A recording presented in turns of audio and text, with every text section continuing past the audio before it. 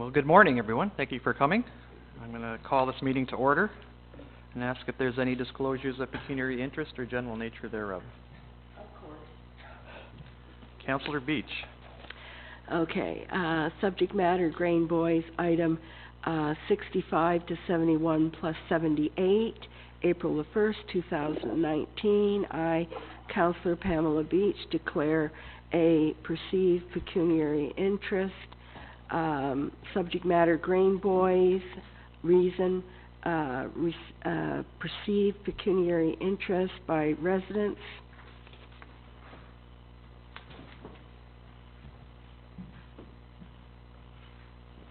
You sound like you're a little under the weather, Councillor Beach.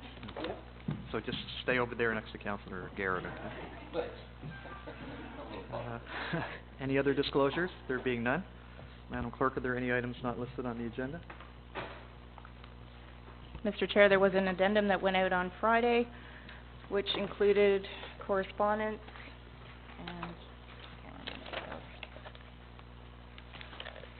and a deputation, two pieces of correspondence, one under planning, one under public works, and a deputation.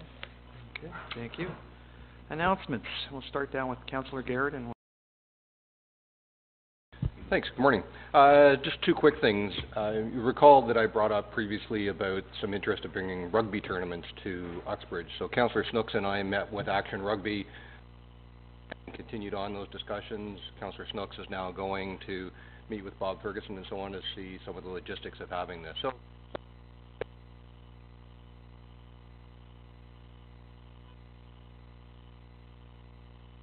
second issue is that there was a hospice meeting. You recall that the Oak Ridges Hospice was looking, or are in the process of raising money and developing and building a facility in Port Perry for all of North Durham. So they invited me to come by. I went over and spoke with a group of 40 or 50 people and just made the formal announcement of our support as a council to this $25,000 support for the building and operation of that facility. So that took place last week as well. And that is all. thank you. Councillor Beach? Nothing? Okay. Councillor Pop. Thank you, sir. Thank you for everybody coming today, April Fool's Day. I will not be providing any sort of joke at this point in time. Just wanted to say shout out to Uxbridge resident and mountain biker extraordinaire Haley Smith. This past weekend she won the Canada Cup out in Victoria, and she's had a great start to the season. And nice to see athletes of of a small town doing great on the world scene. So great there. Also, sadly, as Roger can attest to, our Uxbridge Bruins had lost out in this round of the provincial junior playoffs. But I'd like to say congratulations on a great year. They represented Uxbridge well. And it's always tough when you lose out in the playoffs, but they really are winners, and they had a great season, and congratulations to them for that.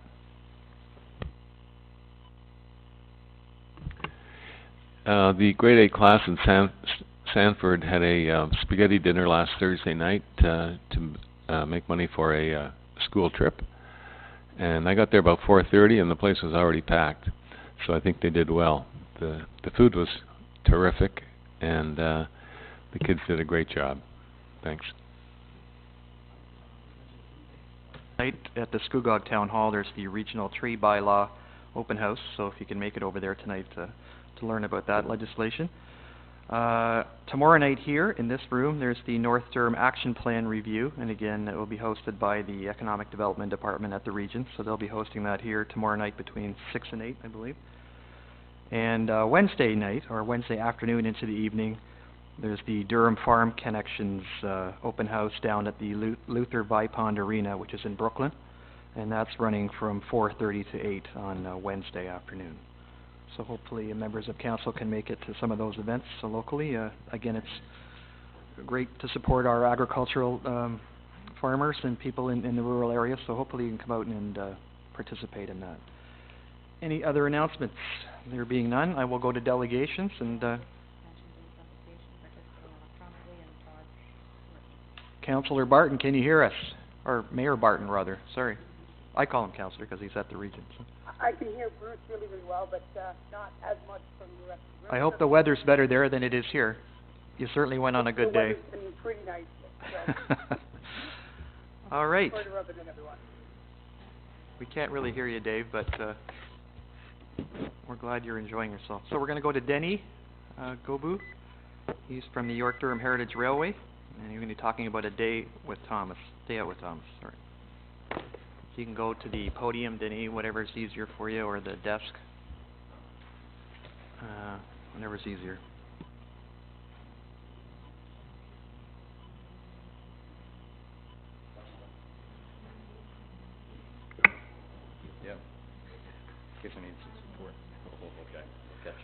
Good morning, councillors. I'm Denis Godbout with York Durham Heritage Railway.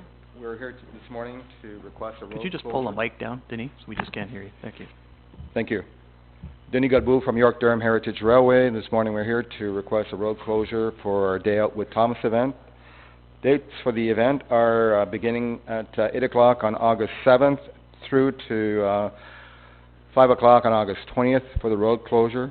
The event itself will occur on August 9th, 10th, and 11th, and followed by the second weekend of August 16th, 17th, and 18th. The extra days are for setup and tear down, and we'd like to see the road closed west of 68 King Street to the north on Railway Street. And we feel that the economic benefits of hosting Day Out with Thomas will benefit local businesses and promote an increased awareness of the town of Uxbridge to our visitors. We've run the event so far for 4 years, and we've attracted about 85,000 visitors in that period of time, and we expect to see another 20,000 plus visitors again this year. That's it? Questions? Questions, yes. We'll open it up to questions. Members of council? There being none? Okay. Before we go to a motion, Denny, I just have a couple of questions. On the meeting with BIA and the local, has that been done so far, or are you still in the planning stages with tourism? And I think last year they had a group meeting, from what I recall. Councillor Beach, you might have more information on that.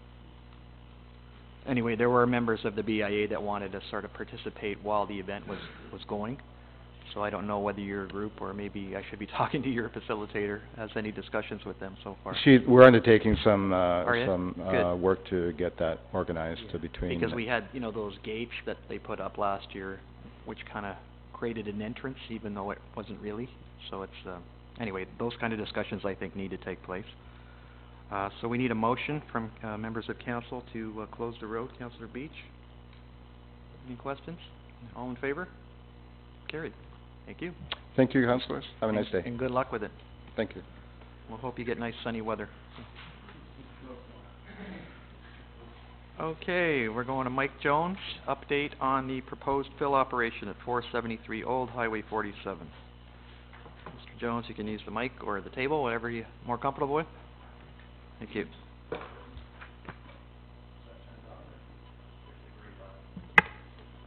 You can hear me all right? Good. Hello, council. Welcome to some of the new council members. You know me, I'm Mike Jones.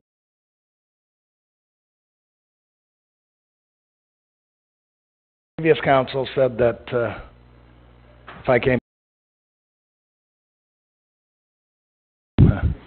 I think they maybe thought I was been here too many times, so I'm just kidding.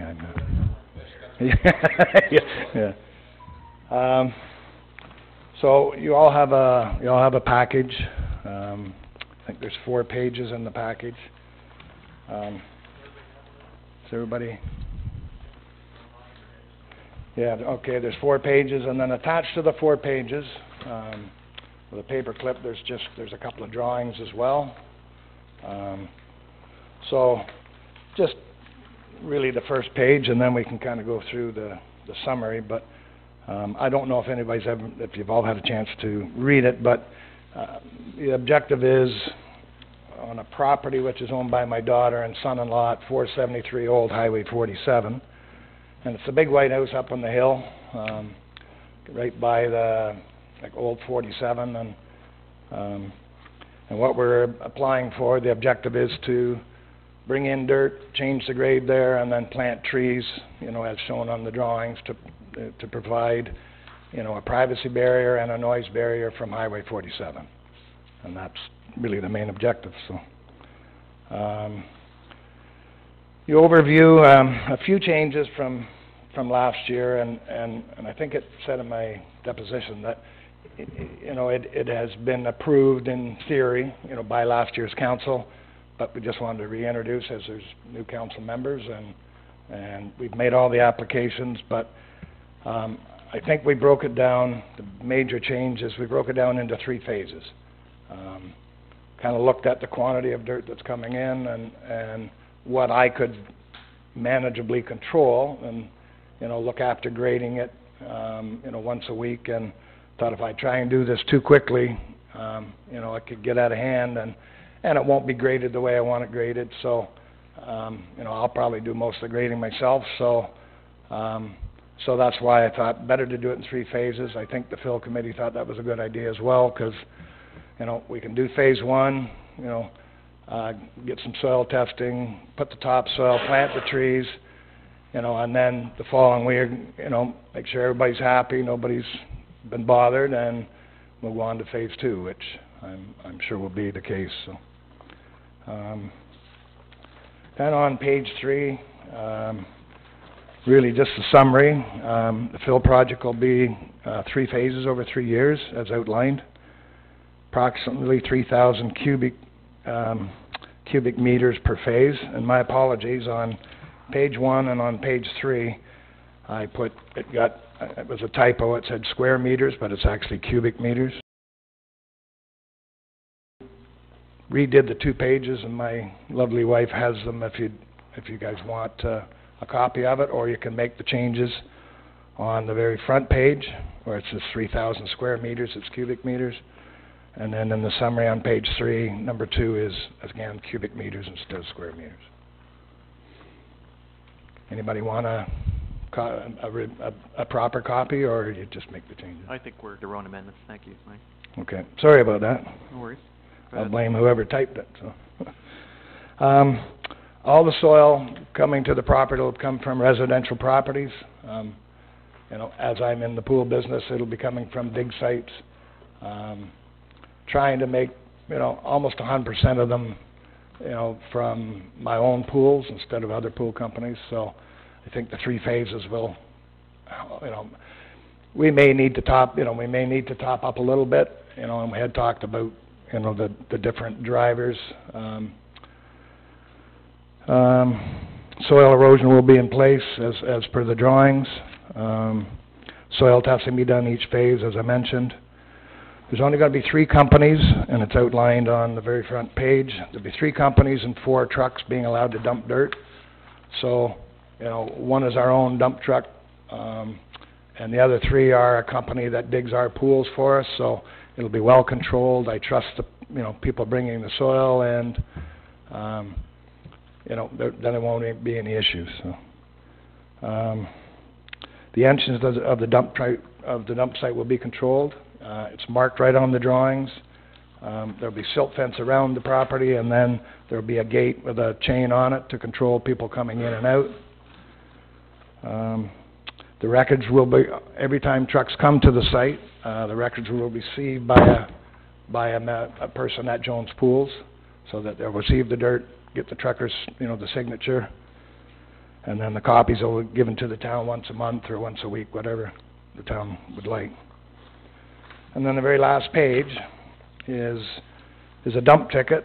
This is just something I just made up, but I went through, and I think it gives everything the town would want to know about where the dirt came from, the contractor bringing it, the driver, license plate of the driver, the job site address, pool company if it's other than ours, type of material, estimate of quantity, driver signature, a Jones Pools rep signature, and I think that, that those records, so every time a load of dirt comes in, we're going to know where it came from, and what type of material it was, and I think that was the main criteria in talking last year with the Phil committee, and I think we've met, all those objectives, so.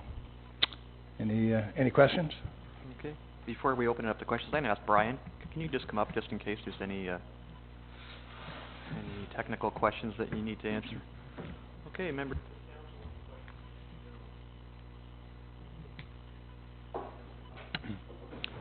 Thank you for coming in today. And if you said this, I apologize, I missed it.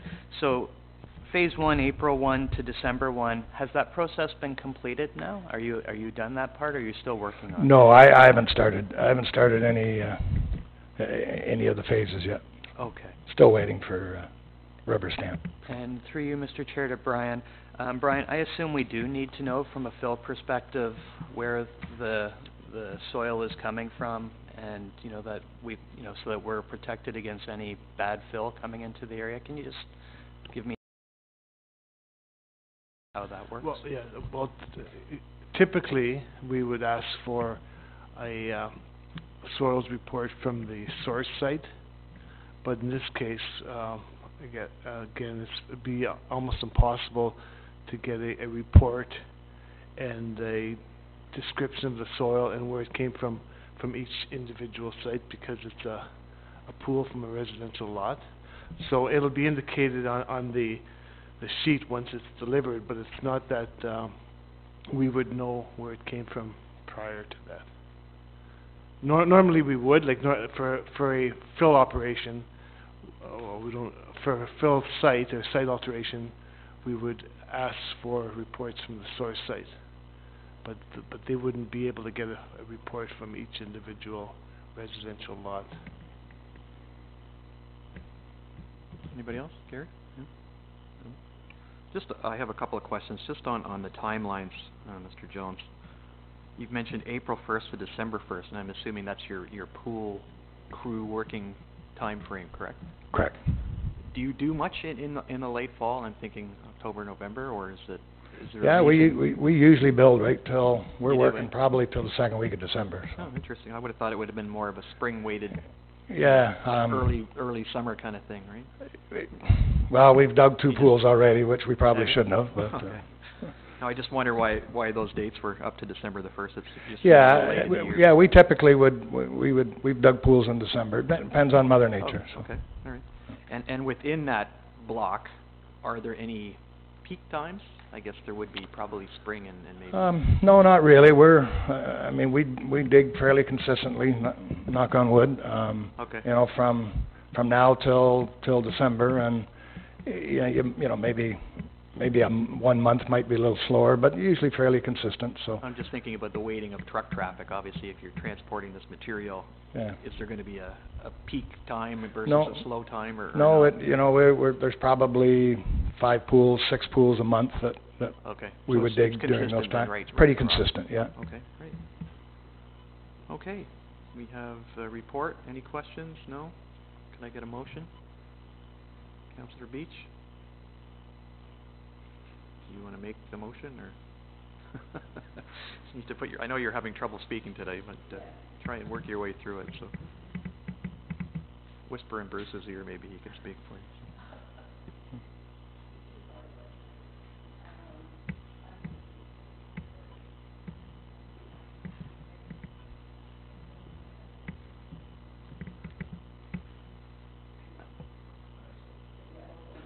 So we have a motion from Councillor Beach to refer this back to staff, just for report. You're pretty already there, right? I have a report Is on. there anything outstanding here that isn't been spoken to? No, I'll have to review the application and all the, you had mentioned dates. Some of these dates might change, because I know the Right. Director of Roads wanted, didn't So want... would you be coming back to council with a formal report? Sorry, yes, with an You would- agreement. Okay, There has to be an so that agreement. would be your motion, Councillor Beach. Any questions? All in favor? Carried. Thank you. Thanks, Mr. Jones. Thanks very much. Thanks, Brian. Next, we have June Davies regarding the proposed nurse and development hub in Uxbridge. Yeah, thank you. Is that okay? Yeah. All right. I might need so there's the concept. And And I'm June Davies, for anyone who doesn't know me. Do I just click the center? Yeah. Okay. No. Move ahead. Yeah. Okay, gotcha. Ah, gotcha. Okay. All right. Here we go. Okay, I'm pressing. Oh, okay. So here we are. So the what? Where Uxbridge citizens with insufficient resources can access the things they need and feel the collective caring, and key thing is collective caring and support of the people of Uxbridge. And this could be any one of us at this, at any given point in time, depending how climate change treats us, etc., and the economy treats us. The needs of these people would include nutritious meals. Pictures I have here are from the Nutrition Hub in Cannington. And we might want to arrange ours a little differently, but the essence of it is here. So there's a place for eating and meeting, etc. That's their commercial kitchen. And the loaves and fishes, or good food boxes, are distributed from this center. Right now our loaves and fishes it's being covered very well by the Presbyterian Church, and but it's downstairs, and I know we deliver some of our extra foods from our farm to the loaves and fishes, and it's just one place that an individual who is in need goes there for this, or goes there for that, and goes another place. So the Presbyterian Church might be able to function out of a central hub. Personal hygiene, they're just putting a shower up in the Cannington one. Laundry facilities, I'm not sure that they have yet, but this could be an aspect, and it doesn't need to be as high-end as that, but just something where they can look after their personal hygiene when they can't do it any other way. And accessibility, Cannington put in this little manual elevator. It's pretty nominal cost, but we'll need one given the site that I would like to see this happen in. It could be a place for a needle exchange. And the slide that somehow I lost on this one was the one that where it could be a little bit of an out-of-the-cold shelter for people when they just have no other place to go, rather than going into the forest or finding. And I understand that there's been a couple of people, or a few people, that end up doing that. And as winters become really quite difficult, and more difficult, then I think we need to be able to provide, again, the possibility of having a few beds there, if not other places. And it's a place for setting up appointments. So you could set up the appointment with people to meet for housing, or for counseling, or for transportation, for legal aid, advocacy, training and employment, and referrals if we can't actually do that. And then the people could come and actually meet in that center, so that it's a hub, not having to go from one place to another throughout the community. And there's meeting rooms. This is a meeting room upstairs at Cannington. There'd be recreation activities. They have a screen that they use just for whatever, it could be recreational use, but it can also be used for their lunch and learns and different kinds of other meetings that require that. These are some of the scheduled programs that they do in Cannington, and at the Good Food Box, Nurse Community Lunch, game night, bakers, and this changes over time, but you can see the kinds of things that they can come and collectively do and be part of the community. There's an example of a lunch and learn. This is their actual March schedule up in Cannington. Interesting that on Wednesdays are the sort of public lunches. They have other days of the week that they do lunches for the people that are in need, but on Wednesdays you and I could even go to the lunch and learn, and on the alternate, and they alternate the lunch and learn on Wednesdays, and then the intermediate Wednesday lunches are for the public. So it'll be a chance, if we wanted to, we could join them for lunch and feel their company and they feel our company, and maybe begin to interact in a more community-based way. The where. And this is the drum roll, because I'm just hoping at this point in time it is not sold. Ian Morrison took me on a tour of this a couple of weeks ago. It is so perfect for something like this.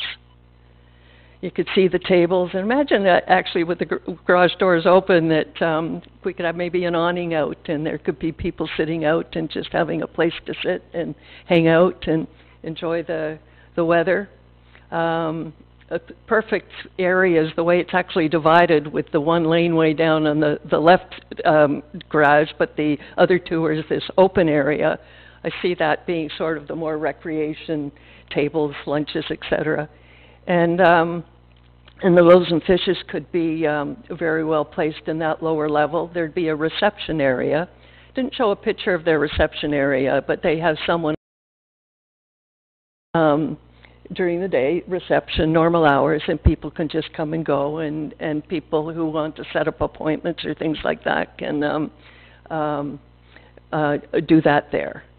And you go upstairs, and my goodness, it's we could even, and I somehow lost the one where it could be an actual shelter upstairs, and that's where we could sort of pull the beds out in the upstairs area whenever it was, you know, needed, and bring out as many beds as we need for that night, and hopefully there's enough. And that's where the shower facilities, there's actually a shower up there now. They have actually a couple of kitchens, but none of them are commercial. I see the commercial kitchen maybe being downstairs. But it's just a perfect spot because it's downtown, and and the other thing is, when you look at it, there's chances are across the street, and you can see the library in the distance. And going hand in hand with nutrition hubs are community gardens. So here's my next idea. Yeah. Is this Centennial Park? You know, and it's just, is this a place? And I was at a meeting on the weekend, the Durham Integrated Farmers Association, and I'd say about 80% of the plots that are in some of those gardens actually are volunteer plots that people take care of, and the food goes to food bank. And how much fresher can you get from a garden in Centennial Park to the fire hall? You know, and I think when we start to see these kinds of things happening in the community, we start to get a sense of functioning as a whole community, and not you folks doing what you do and churches doing what they do and great community organizations doing what they do. They will continue what they're doing, but we begin to do it with a deep appreciation for everyone who's taking part in supporting all the members of our community. And then the how. One step at a time. These are the steps of the fire hall. And again, this is a huge project, and it would need to start with some dialogue. No one really is in a position in this community to initiate a collective dialogue. So here comes the challenge. Oh, okay. So collaboration, problem solving as a whole community. Getting together these people in an appropriate time frame. The people actually to be served are the ones that we should be consulting primarily and firstly, and get their input. But we look at the township, we look at the service clubs, we look at the churches, we look at the schools, all to unfold something like this. And of course the BIA, the Chamber of Commerce, the Nourish and Development Hub in North Durham, which is in Cannington. Cesar Caneo, he's, of course I met with him when I was up at Cannington looking at the spot. I saw him on the weekend, and he would be no end of help in helping us bring his knowledge and understanding and support of it. North House, Salvation Army, and I'm missing a few, but just the public, young and old, besides the people that are being served, is engaging the public in the excitement of doing something like this. Healthcare providers, we'd be using local trades and skills and professionals, volunteers. There's a Nourish and Develop Foundation, I think could help support some of the funding. There are grants and fundraising and all this kind of stuff. But again, this is just the seed of an idea that I'm trying to plant. And if it's something that excites us and something that we really want to do in this community, if we set our mind to it, I know the genius and collective genius of the people in this community would do a heck of a job of creating the conversation, creating the strategies. What step do we take first? Do we just open the lower level?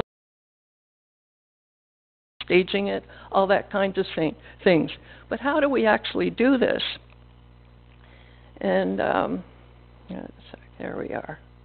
You know, and where do the meetings start? You know, and it's you know, and again, I have all sorts of ideas, as you guys would all have all sorts of ideas of how we could do that. But what would the beginning step be? And we'd figure that out together. And here's one of the challenges we have, and it alludes to what I was saying before. And I took this because it's such a good illustration. This is actually Vancouver. But when you look at what regional government is responsible for and municipal government is responsible for, when you look at that, and it's missing a few things, yes, but in essence, municipal government and regional government, to a large part, make sure that the residents that live in their community can come and go safely in the winter and in the summer, so that things they can enjoy doing while they're not going to work and on the weekends, etc. There's the community services, so community centers, so there's all our recreation stuff. And then you share in the public housing with the region and or with the province anyway. But the challenge comes right here. The rest of our community is run by the ministries of the government of Ontario. The schools are run by the institution of education, our hospital by the health, and for agriculture, all the laws and bylaws come from provincial government. So really, we can't function as a whole community. And I think one of the payoffs, if we were actually to embark on a project like this, is we'd begin to learn how to mobilize as a whole community for something positive, but also something where Councillor Popp, when it comes to an emergency situation, you know, that maybe we have some social infrastructure in place that could easily mobilize people. So doing a joint venture, such as a nutrition hub, would start to give us the decision-making and the planning infrastructure that engages the community through collaborative, deliberative decision-making. Not to interrupt you, but would you mind wrapping up? Yep, yeah, I will. There's all the ministries of Ontario. And every third or fourth year, whenever we have a provincial or federal election, the ship that we're driving, because it's the public that are driving these big ships, they change. And all the things that the right side of the ship was going to do, the left-hand side of the ship changes, and we're swamping. And we're in the process of swamping right now as we go from Liberal to this Conservative government. So again, how do we mobilize as a community? There's a new economic goal, a regenerative and distributive economy replacing the growth economy. I would show you this quick video. At the end of this presentation are all a connection to this Kate Rayworth, who is on leading edge in terms of the new economy. And but I'm going to give you Could I get a motion from council to extend? Could you please? This is really important to me, if you could give me a bit of time. I need less than 5. for 5? Okay, all in favor? Opposed? Thanks Okay, very much. Go ahead, June. Yep. Okay, thanks so much. Appreciate that. She calls this the donut economy. And right now, the donut economy it's being run by the growth economy. And so right now, at this very point in time, the growth economy is creating what's called overshooting the boundary. And in terms of biodiversity, land conversion, and nitrogen, et cetera, and climate change, there's some that are still there, but they haven't been measured yet. This particular view.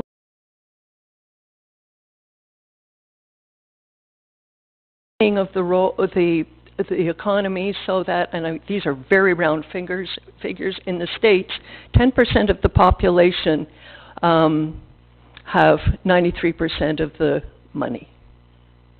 And that's getting worse. Okay, so the idea of the donut is the green space. So again, a project like this would create the social foundation where all the things around it, the gender equality, the social, political, et cetera, et cetera, et cetera, are the things that need to be well taken care of, and what the outer one is the ecological ceiling. So the oranges need to start coming back into the center with the work that we do. And to me, the power is in community and what we do to begin to exemplify that. When you see all the things that are in the light green part, and you think of the Nourish Hub, we'd be evaluating doing that in the context of how that fits into the regenerative distributive economy. And so there we are. No shortfalls, no overshooting. And we have a short period of time, 2050 they say, I think it's less now, but we need to turn the ship around. And we need to get out of the galley, and we're not the worker bees. We're part of the decision making and making it happen. So what will the learning and what will we learn in the process of establishing a nutrition development hub in Uxbridge? We'll learn how to connect, mobilize, and function as a whole community towards a community goal that uses the health and well-being of all life on Earth and Mother Earth herself as our measurement of economic wealth, and not GDP and not GTP. We need to begin to, and this is where Kate Rayworth is phenomenal. There's an online course I'm taking right now that's out of Athabasca University, and I wish all of you could be part of that course. But the stuff is there, and that course keeps happening.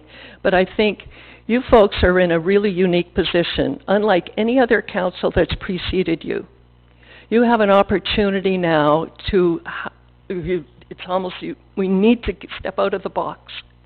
And we need to figure out a way to do it in a way that's baby steps. And I think if we were to take on this really, I think, exciting challenge of putting a nutrition hub here so the services are here in the center, and it's something that we've all engaged in happening, I think would just be a remarkable success story.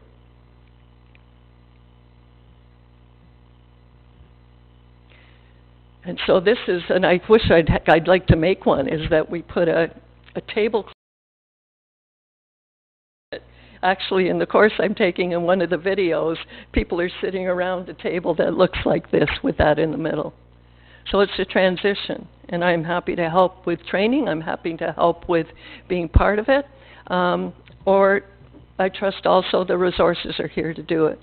So there you be.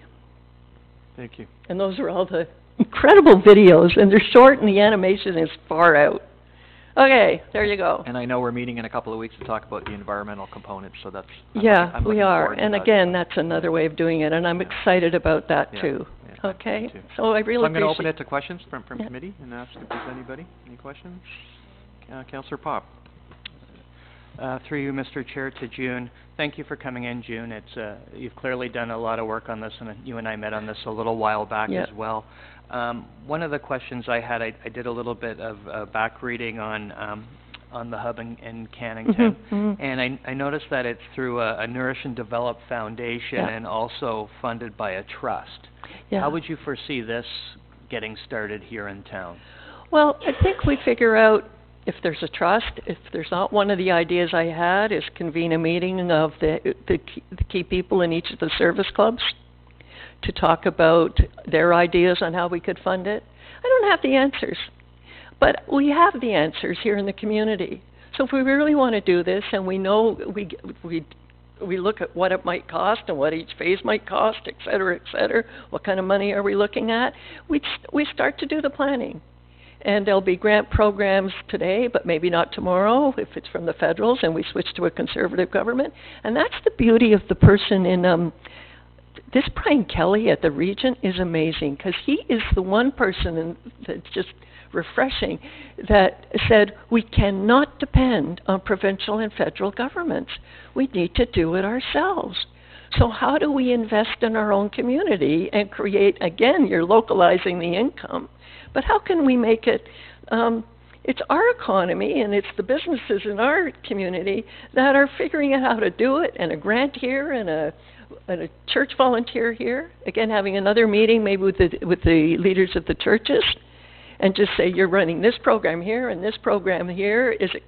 Could it be that it could be in the central hub and you guys just do it from, not the churches, but from this, yeah. Anyway, you know me, I can go on and on and on.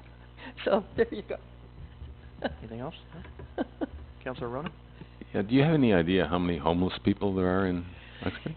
You know what? I was talking to Gary Lynn O'Connor about that the other day, and she says, June, you wouldn't want to know. And I actually have made a meeting with North House and talking to Salvation Army, and there's some other community groups that I think are relevant, is I want to know the numbers.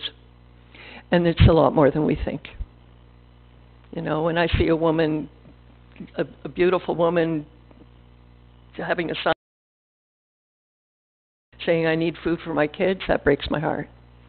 And I think we need to find out the numbers. Because if it's not as many now as it might be later,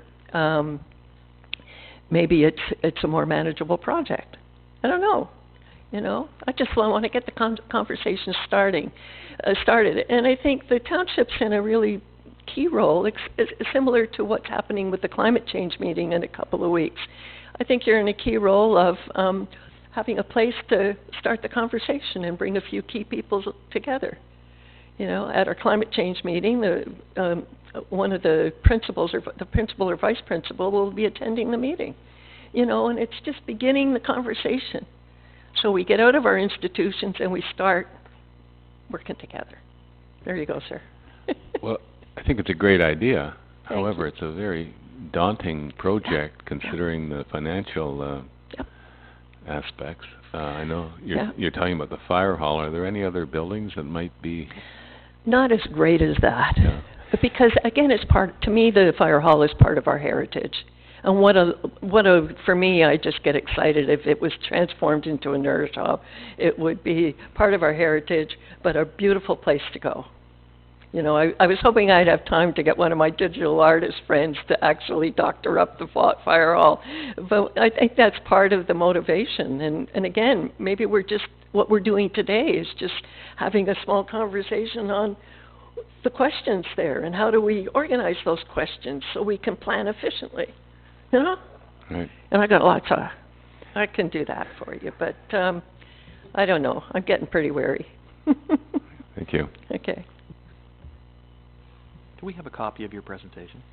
Or could we get one if we don't already? You've got it right here. We do have it? But I'd like to add the Maybe we could picture of distribute the beds, the homeless beds, because I think when we see what it could transform, and when Ian took me through the building, I said, you know how perfect this is. You know, office space for counselors to come to meet, or the legal aid person to come to meet, or the housing person, and people are coming and you don't know what they're coming for, but they go here and they go there, and we go there and I have lunch, and then I might even invite one home for dinner one day, you know, somebody home for dinner because I'm getting a really good friendship with someone. You know, I just think Uxbridge, I have been here since 1991. I love it here. And I see it as it has such potential because of its size and degree of lack of development at this point. I see it as being a leader. But So- just to go back to your presentation, I think we have a few committees, as I'm sure you're aware of, Yep. on the township. We have environmental, Yep. age-friendly, there's a few Yep. others. I think that could probably touch on certain aspects of your idea. Absolutely. And they would come to the meeting and be Exactly. around the table, because I think we need to move from compartmentalizing responsibility. I'm carrying out this part of the collective here and this part of the collective So with there. your permission, we'll circulate that to these other committees, and hopefully they can I love take it. on. Thank Okay. you, Gord. Thank you. Okay. Okay, Any other take it. questions? Yeah. No, there being none. Thanks, June. You're We'll see you in a couple of weeks. Okay, we're going to go to Finance Committee now. Councillor Geary. Oh, sorry, my apologies. I forgot to read my addendum. Mr. Varley, come on down. Or do you want to sit there and present? It's up to you. Whatever you're most comfortable with.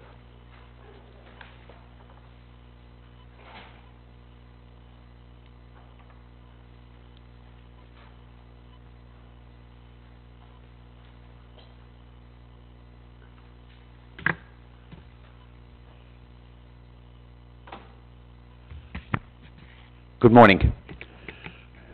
Deputy Mayor, members of council, members of staff, members of the public.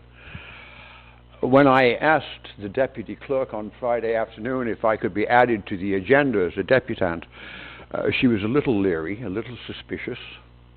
She noticed. But I want to assure you that I'm here before you today as an ordinary resident of Uxbridge, with a small request. My presentation will not go longer than 6 minutes. But before I make the request, I need to give you the background leading up to the request. And when I'm finished, only time will tell whether Catalina's trepidation was warranted. The gods were not smiling. Oh, lament, sons and daughters of Uxbridge, let your wailing be heard far away, for that glorious morn we all thought would dawn has turned out to be dismal and grey. For so long did we bask in the sun glow that shone from the shirts of the Bruins, but the light's not so bright since the black and the white left our dreams of more glory in ruins. Troubles have long plagued the Irish, and tragedy lives with the Greeks. But to lose 4 games straight is an odious fate. It should leave us all wailing for weeks. How long ago seems last September, when the Bruins first strapped on their skates? They started out strong. What could go wrong? We forgot to consider the fates. The gods of Olympus, they taunt us. They play us like puppets with glee. They string us along, if that pun's not too strong, then jerk us around suddenly. All season they teased us with first place. We were in, we were out, nerves would fray. But when things were dire, like Prometheus' fire, the Bruins snatched first place away.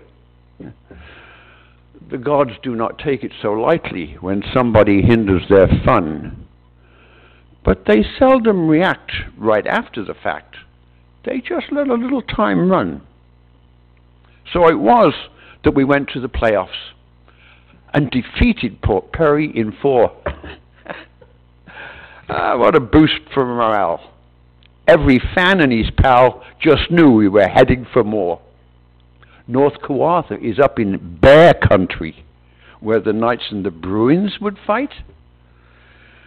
But to show us the Bruins were not to be shoo-ins, the gods jerked their string that first night. Then the gods just sat back all a-chuckling. Mount Olympus knew what was in store. As for us, all the fright of that opening night left our thoughts as we won the next 4. How easily we handled the Mojacks. And the same with the Knights from the north.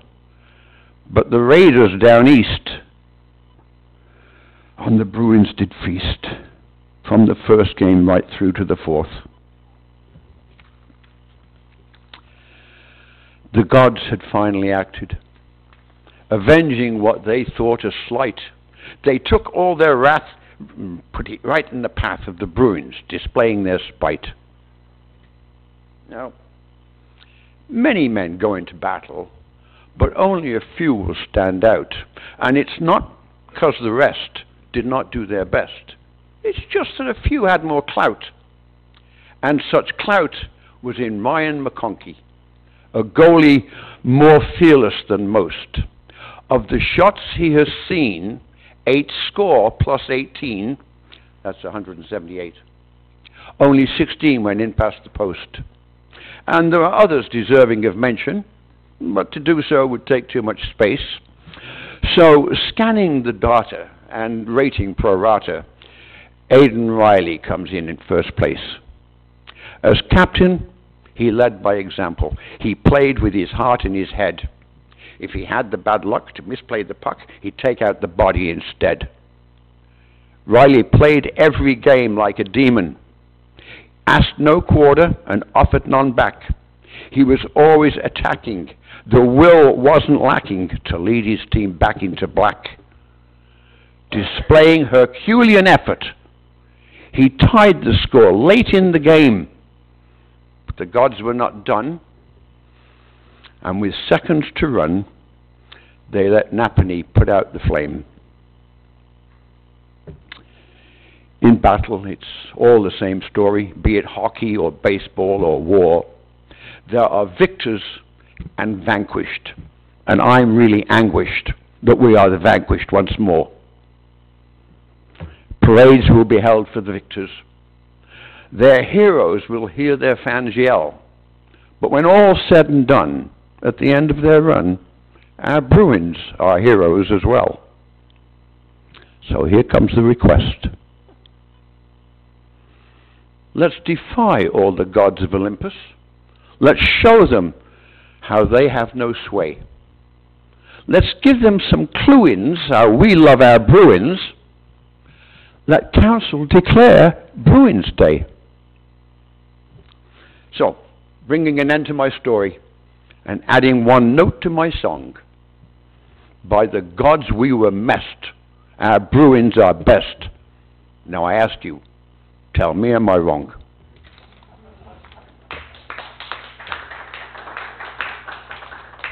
Thank you, Roger. Are we okay? We're great. Yeah. Very well done. Oh, if I can add one last thing? Certainly. Now my submission has ended, and I really don't need to be thanked. But if you think just a bit, you'll have to admit, you've all been a little bit pranked. Ah, okay. Well, I thought it was a good idea anyway, but that's just me. I think that's still a good idea, that we can still do that. Thank you for your delegation. Let's move to Finance Committee.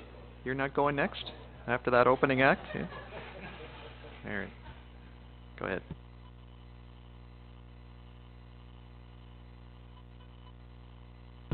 Okay, I'll call this Finance Committee meeting to order. First item up is item, just going to scroll here at the same time, item 56, a letter coming from Angela Maddox related to OMPF funding. I think we're all pretty familiar with what's happened with that. It's worked out well this year. We're waiting to get further announcements for what's coming next year. So for that, I would just need a motion to receive. Motion to receive, Mr. Chair. All in favor? It's carried. Can we ask Ben to come up, because I think the rest sure, of these... there's a few of them here. Yeah. Come on up, Ben, just in case we have any questions. Just while he's coming up, then we'll just start in. We have report on page 10 to do with the surface treatment. The recommendation is to accept the bid from Miller Paving for the amount shown, the $1 point few million dollars. Through you, Mr. Chair, to Ben, just quickly. Ben, we only had 2 companies come in for quote, is that correct? That's correct. There's only 2 contractors in Ontario that did the work. Okay, great, thank you. Mr. Chair, I'd like to motion to receive for information and to follow the recommendation. Okay, all in favor? Carried. Thank you. Next one up is a tender for hot mix paving for the amount shown also. Any questions? If not, then I'll just get a motion to accept the recommendation to go ahead with them. I'll move the recommendation, Mr. Chair. Okay. All in favor? It's carried.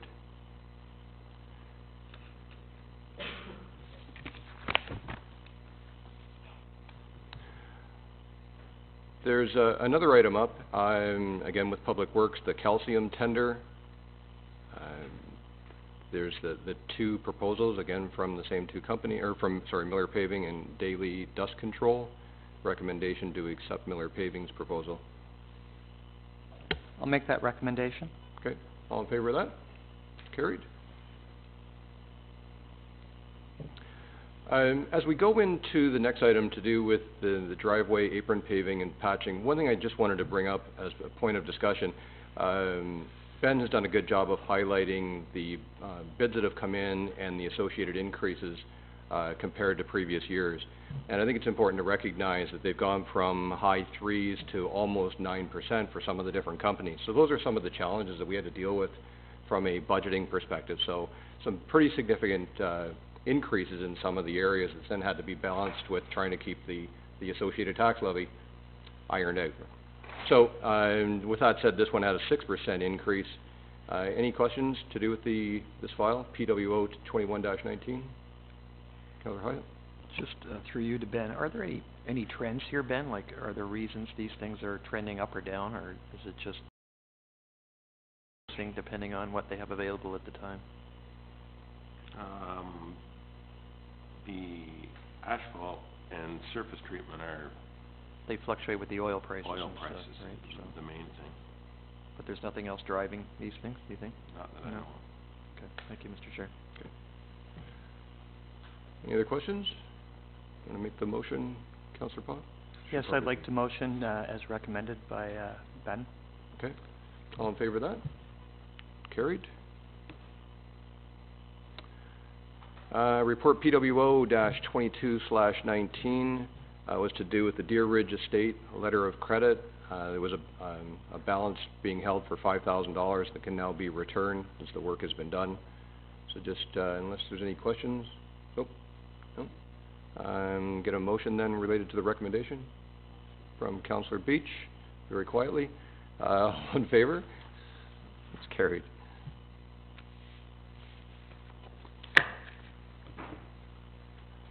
And we're good, I think, Ben. Thanks. Next one up is the Treasurer's Report. Report TR-0919, discussing remuneration and expenses of council members, both past and present. Any questions about it? Yeah. Motion to receive, Mr. Chair. Okay. Motion to receive. All in favor? 2 is carried. Item CAOs -018/19 from Ingrid Fellness related to the pay market study. With this one has been discussed before about the importance of it. Ingrid's recommendation is to support the recommendation to sole source this particular market study. Councillor Hyatt. Yeah, through you to Ingrid, is this just an update of the previous plan, or are they doing a whole new thing? No, they're not doing the whole plan. The entire plan probably would be about 80,000. That's what Yeah. was going on. So basically, I want to go with the company that created our pay equity plan in the first place, and then that there isn't going to be that spending all that money to become familiar with what so it it's is. to update the 07 So basically, what it's going to do is it's going to test the plan, make sure all the positions are in the right spots, and then what it'll do is it will provide a market study. So you'll have an idea on what municipalities of this size are paying for those positions, just to prepare you for future years. Thank you. Any other questions? Can I get a motion then on the recommendation from Ingrid? Made by Councillor Beach. All in favor? It's carried.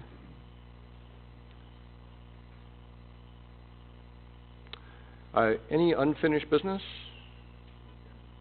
Is there an addendum? I missed it. Not for finance, yeah. Thanks. I think we'll just carry on then with the other business, and then we'll do the, open up for questions once we get going. So scrolling down to page 20, a report or a letter received from Jim Wilson.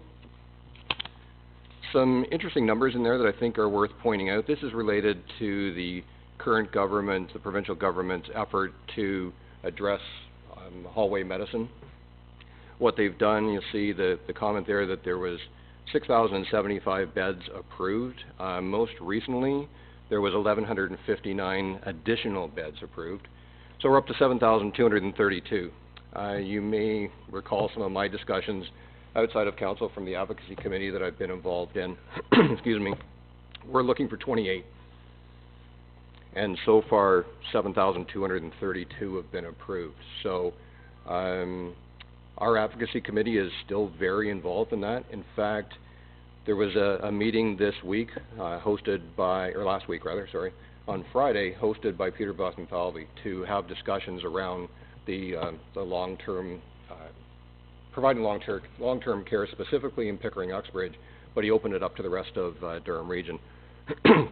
We did have somebody down there from our advocacy committee, so it's completely independent. We had somebody down there taking notes.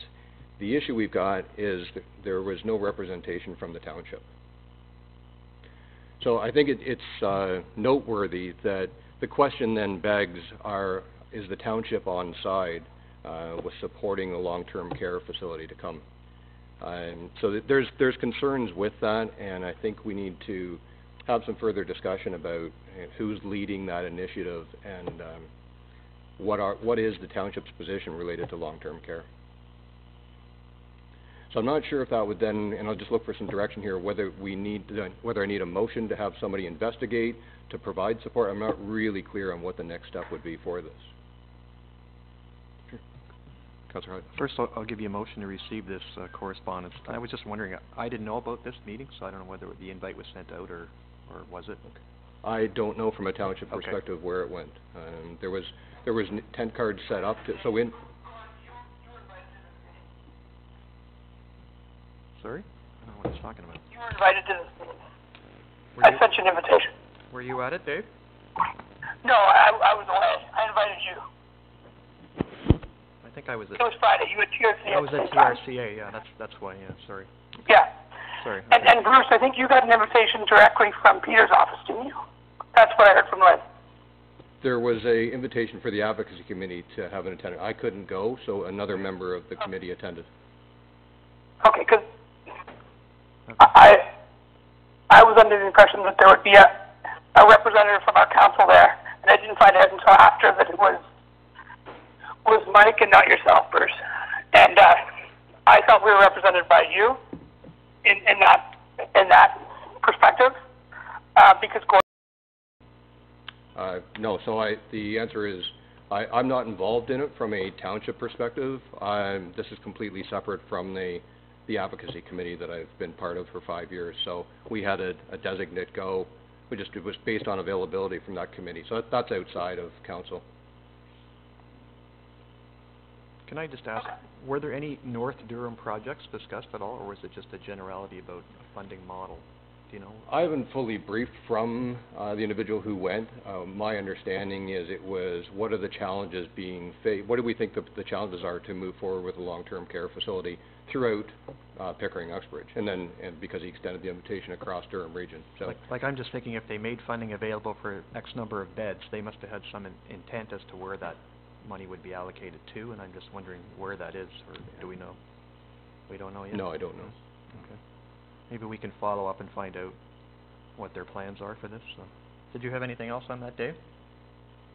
No, I don't think we're quite shovel-ready on this as part of our problem, right? Well, there's been lots of conversations, but most revolve around the hospital site. And there will be some infrastructure improvements that should be announced soon on that, but we're not shovel ready. We're not ready to go, unfortunately. So the province is moving toward, they said they were going to do 15,000 beds. We're almost halfway. Whether they will continue on, you never know, with the remaining 8,000.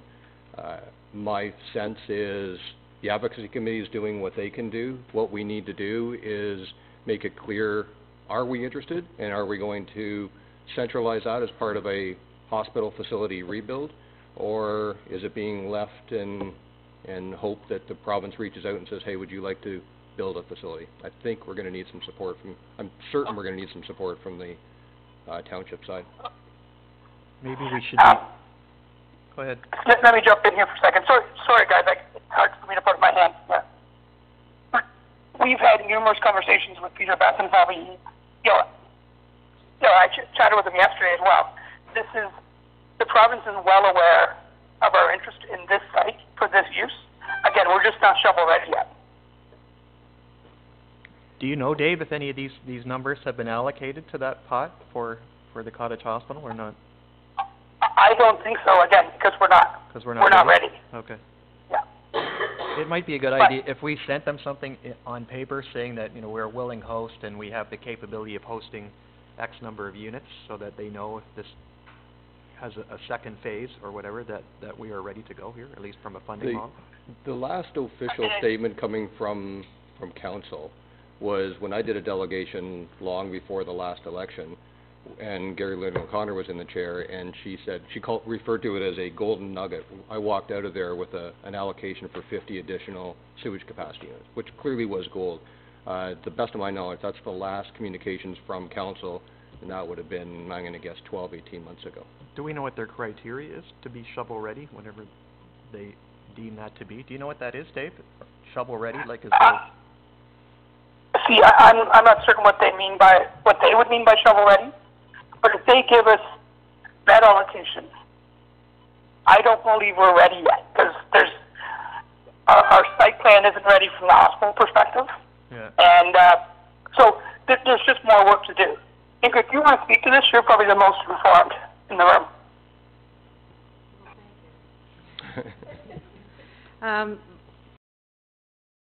Right now is, as far as the hospital is concerned, there's a site plan that's being prepared for the new doctor's building, and it will basically show, is my understanding, where everything else will potentially go in the future. But I don't believe that Markham-Stouffville has reached an agreement with a long-term care provider, and that's, if it's going to go to the hospital site, that's what's going to be key.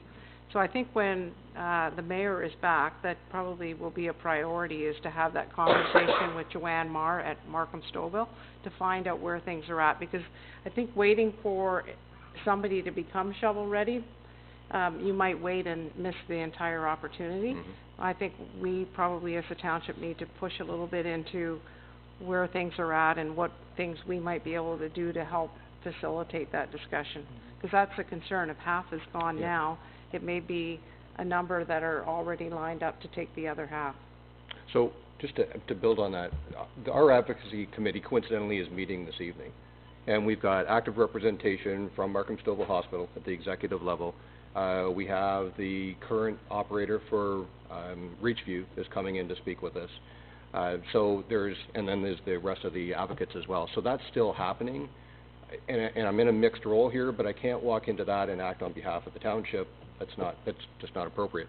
So what we need, I would love to go back to them and say, okay, we do have a point person. We as the township, put on my other hat, will support this and demonstrate that we want to get going with it. I'm not sure we can wait and say, well, when the time is right, then we'll apply. To your point, Ingrid, those available beds will continue to get gobbled up by large operators. One of the homes that was approved was 256 beds, I think it was. You get big chunks like that going out around the province, you get gobbled up pretty quick. And maybe I can make another point. I think I agree with your summary on that. I do believe that the township should appoint a point person, because the other piece that's gonna be interesting is watching this whole thing unfold. The doctor's building is gonna go in first, and the site plan, trying to stay on top of the site plan to ensure that it's not, they're not gonna find themselves stuck at some point. Because it is gonna be a larger project, right, with a new hospital potentially, with a long-term care facility, with a doctor's building. And then we have to remember too, that the township has lands in that area, and we have, as the previous council has basically said, that if some of those lands are required, then what we would be prepared to do is look at providing those lands or providing the ability for them to tie into our existing stormwater retention pond on Campbell Drive. And if we're not at the table, then everybody sort of plans independently, and that's how things get missed. And there has been, like this advocacy in different forms has been going on for about 5, maybe 6 years. Jacob Mantle, if we're going back in time, regularly attended meetings about this when we were going in a different direction. So there has been council representation, and to your point, a focal point so that the entire hospital grounds is looked at from a bigger perspective to make sure that we don't back ourselves into a corner and find there's not room to do something that needs to be done. So I agree, we need that person to sign.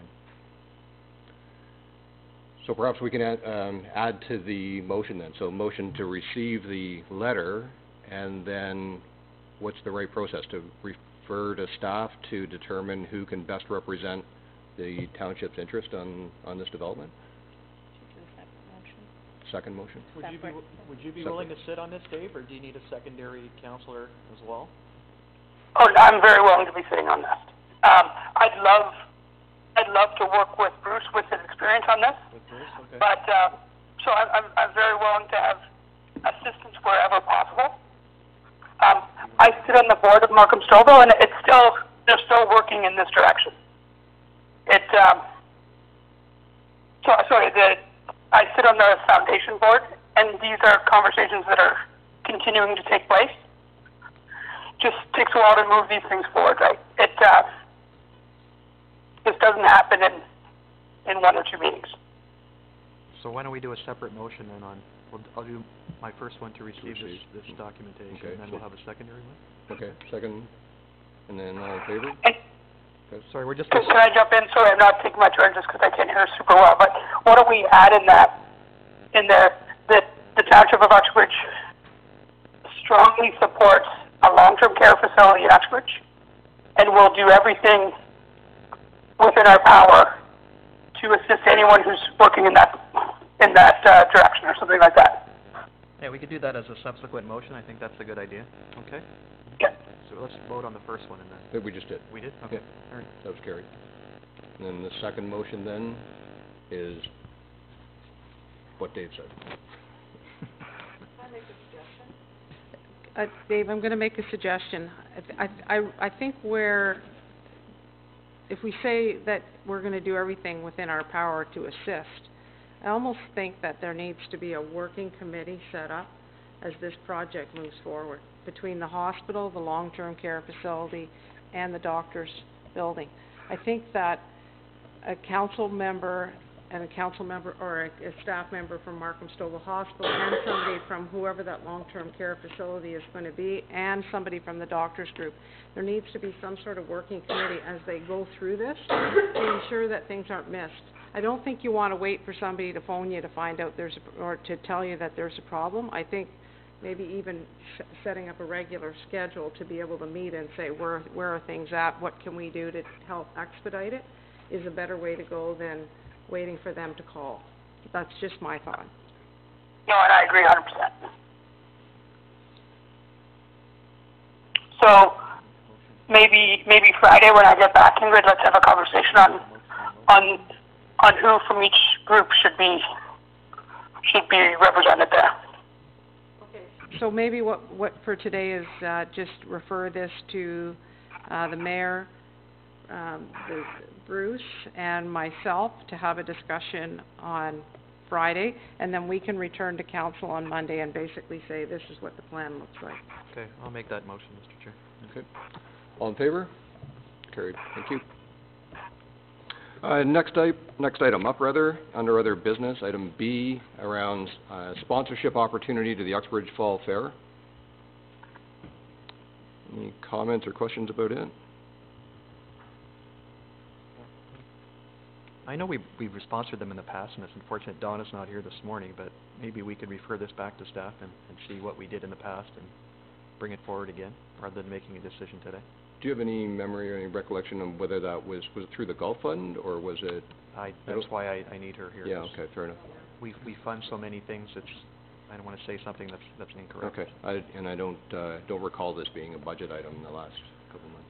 Yeah. My understanding, I spoke with Donna about this late last week, and we have supported it in the past. My recommendation was going to be to receive for information, forward to our Gulf Fund committee to review, and then go from there. And if I would like to make that motion. Okay. All in favor? Carried. And the last thing is the accounts payable for the period March 14th to March 27th. Any questions or comments about the... Sure. How often do we do through you to Ingrid, how often do we do the cardiac training? Is it annually? So there are a couple of parts to the Cardiac Safe program. One is that we pay an annual maintenance fee for all of our DFibs that are out there. Right. And that basically, they're pretty much all monitored, and they're serviced by the base hospital. And if there's ever any kind of use of those, then basically what they would do is download all the data, and we would have that. That's part of what we pay for. And then the second part of the Cardiac Safe program, you'll start to see bills coming in June, and that's the recertification of everybody that actually has their DFib certification. So this is the admin piece. Okay, thanks. Any other questions or comments about the report? The accounts, Mr. Chair. Move to receive. Okay, thank you. All in favor? It's carried. I don't think there's any other questions for any other items related to finance. Deb, is there anything else? No. Any questions from the press? Nope. Public? Nope. Okay. At that, then I'll close the Finance Committee meeting. I'll refer back to Gord. Oh, yeah. You're lucky you don't have much on there. I know, thank goodness. I'd like to open Tourism, Heritage, and Community Program Committee. Is there any unfinished business, any other business, anything from the press, the audience? Yeah. And I sort of asked it when Denis was doing his presentation. Have they met at all, or are they planning to meet, with BIA, or... I think you were in that meeting last year. We did a focus group on how they could participate a little more fully than they were. Does anybody know the answer to that? Yeah, I know. They have met, there has been actually a meeting with the township in regards to all of the services and support that are required on our end. And their plan was to meet with the BIA, and I'm not sure if they have yet. They have not. Not yet. No. No meeting as of yet. There's been talk about it and getting together with them from the BIA side, but that meeting hasn't been had as of yet. Because I recall from last year, at the recap meeting, there was, some discussion as if there's 20,000 people coming to town, this is a prime opportunity to capitalize on that, at least a portion thereof. So correct, and I'm wondering where their head is at this time around. Well, hopefully in a better space to get the BIA involved. So do you want to bring that up, Councillor Pop, at your next meeting? Thank you. Okay. And just for FYI, that meeting is tomorrow for the BIA, same time as the other meeting going on here.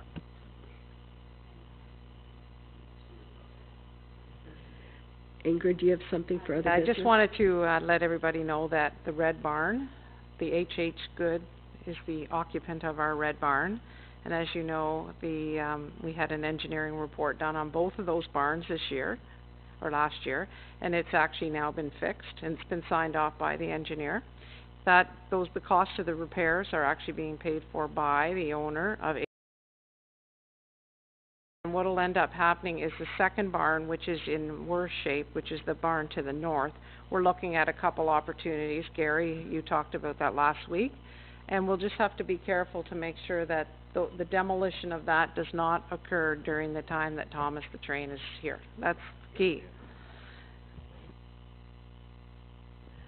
correct? So, any press, audience? Okay, I'd like to close, oh, sorry. You need to go to the You mic, don't sir. need to We go just need to- to pick up your voice. Just give your name, address, postal code to the clerk too, please.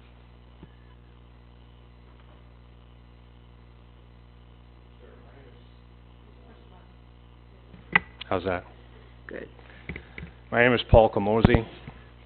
I've been before this council numerous times in past councils, and I'm here today to speak on behalf of my fellow people on Cemetery Road.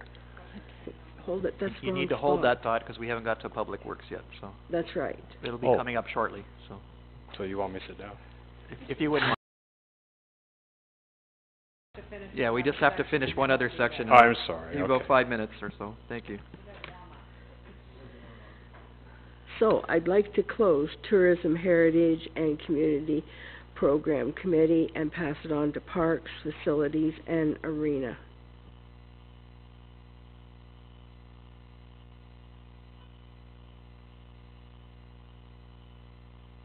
Councillor Verona, you want to chair this part of the meeting? This is Parks. Councillor Snooks isn't here today, so you're the vice chair.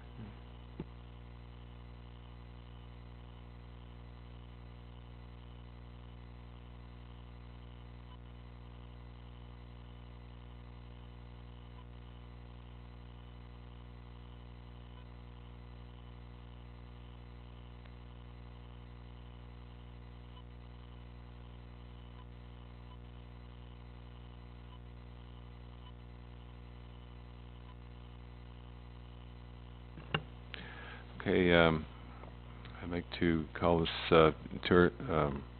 Parks, Facilities, and Arena Committee to order. And there's a report from Bob Ferguson, manager of Arena and Parks, Repump Park. Need a motion to lift? Okay, I'll make the motion to lift.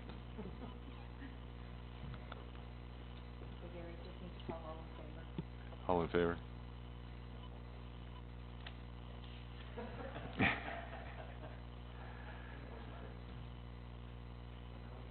And just on that, Bob has two reports. The first one that is on the agenda was the one he wrote on the 18th. The second report, just in case you didn't notice the difference, is an amended version, which is dated April the 1st. So to receive the motion, support? The question. Questions? Through you to Bob. On the, so the build is 310, and you got a contingency in there, 50. Is that how I read that? The build is, let me see the page there, it's not that, So it's confirmed funding, sorry. It's yes. 310. Yeah. So what falls within that contingency? And I know you're kind of predicting something we don't really know about, but are we talking about delays? Are we talking about... Yeah, just anything in a build of that size, you want to have some money in there for a contingency if something comes up along the way. Absolutely. As I read it, they have to have it built, obviously, by June of next year, right? June of next year. We're hoping to release the RFP within the next few weeks.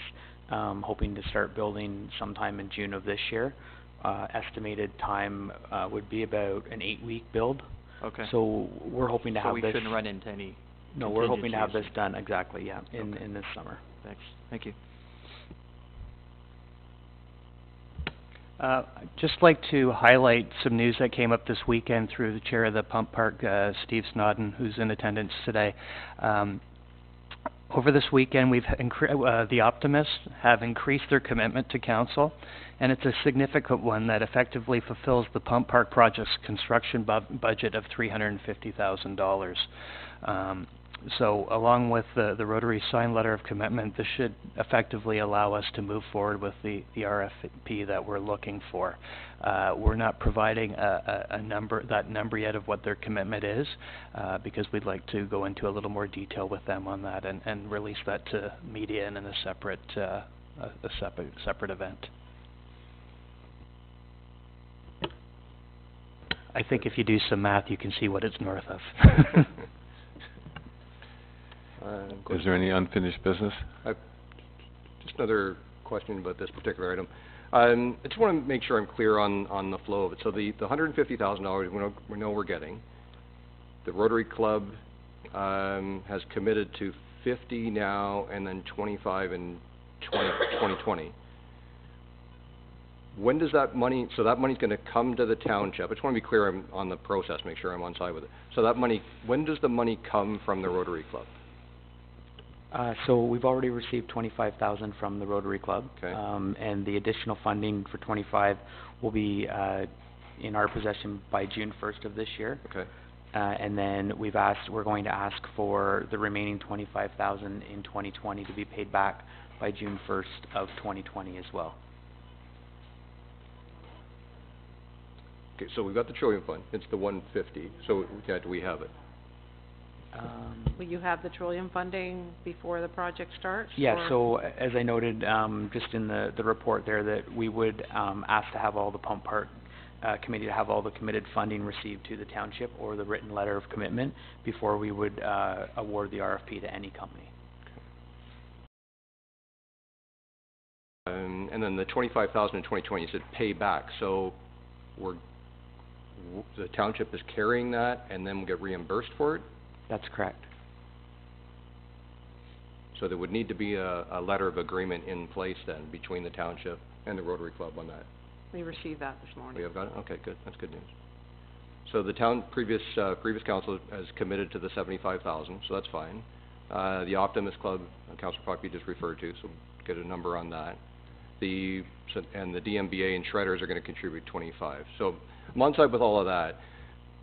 One thing I would like to make sure we're clear on, contingency funds, by definition, and Gord, you just made reference to this, are for unknown events.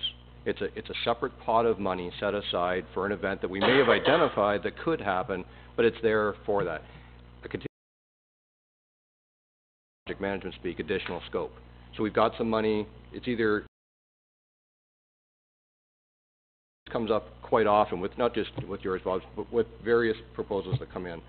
I'd really like, and included in this, to host a mini training session, if you will, of how contingencies are established and then what they're used for. Because I think we have a misunderstanding or a disconnect of what contingencies are for. So as part of this, the recommendations that are there, I would like to add to it that perhaps a 2-hour training session. I'd be happy to host it myself to make a consistent understanding of what contingencies are for. And when you speak about contingency, if in the event that nothing does go wrong, then technically that money isn't needed. Correct. Right. And in addition, part of our discussion would need to be, what if things do go wrong that are beyond the contingency? Which would be a valid question on this situation. If a construction project were to go over budget, where is that additional money coming from? Point. In this case, Bob, if you do not need the $50,000 contingency, that's $50,000 that is not going to be spent. Is that right? No. Yeah, sorry. Does Amanda want to talk on that? You want to talk on that? That is to your point. So yes, we actually did talk to Donna about this because I didn't want to use the word contingency, because that's exactly the way you would do a contingency, is that you wouldn't spend it. But in this case, because of the Trillium grant, the project cost is kind of all in. So what's going to happen is we need to spend that $350. So if we get extra funding on top of that, that's different. But the $350 is all in. So where we want to be is always to that target at $350. So if nothing goes wrong, then we need to look at how can we make the pump park a little bit better. But if something does go wrong, then you don't do those extras. So the whole idea of this word contingency is that it's to cover us in case something goes wrong. But if nothing does go wrong, then we'll add. That's so fair. It's all in fair. $350. The only question then is, what happens if construction projects tend to drift a little? What happens if this ends up costing, because you're going to put it out, and I think if I sort of have to scroll back here, but to go out with aiming at $300,000. So this is Should a, work out okay, but if it Yeah. doesn't, where does the additional funding come from? so this is a design build, which is what we did for the skate park. Yeah. And the great thing about a design build is the people who are designing it are also the ones building it. So if something goes awry and all of a sudden you're like, wow, this is gonna be a big, problem and we don't have the contingency for it, then they have the ability to tweak it and scale it down. So that's the best thing about a design build, is that the designers are also the ones building it, so they can tweak it to match our budget at all times. Okay, good, thank you.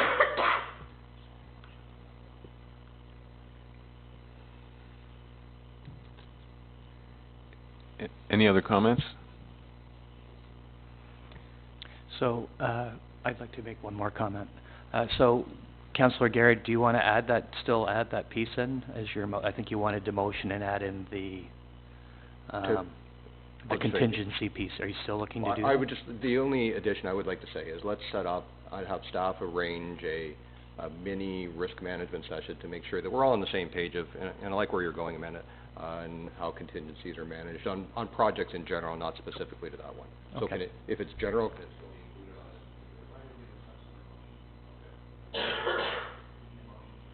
First report, I'll give you that, Mr. Chair. Okay. And then Bob's secondary report. All those in favor?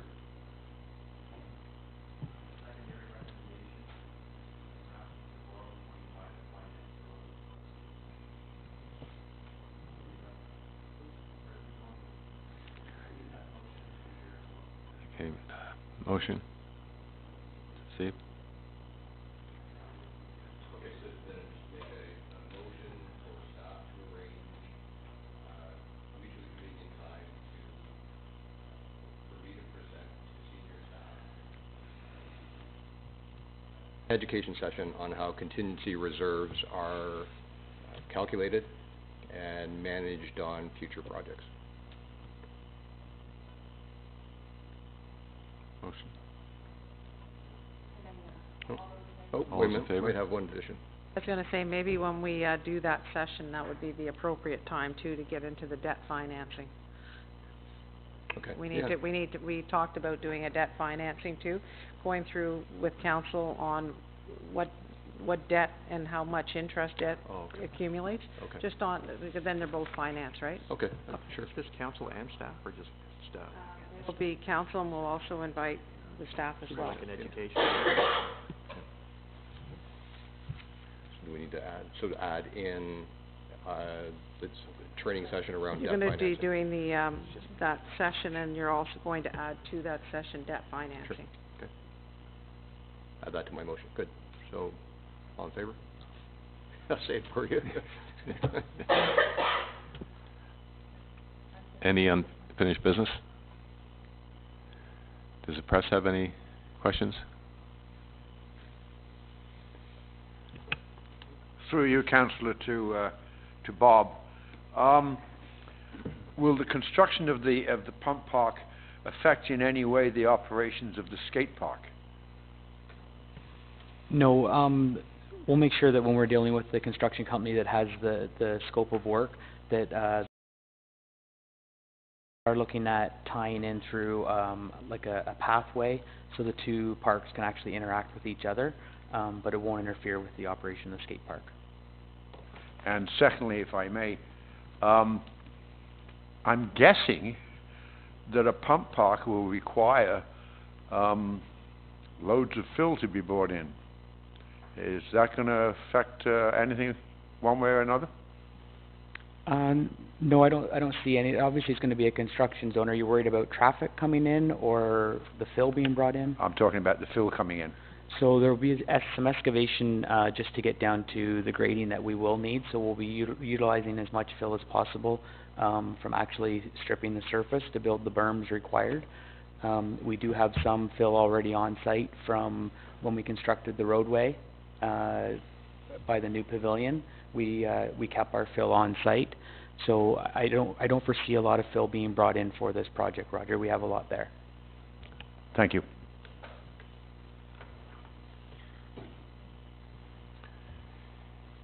Any other business? Okay, I will close the Parks, Facilities and Arena Committee and open up the Environment and Sustainability Committee.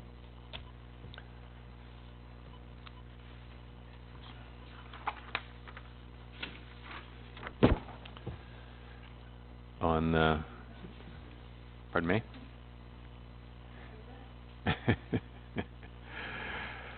On this coming Friday, we're having, or the committee is having a Brook Never Sleeps event, and this is a free experiential workshop for youth.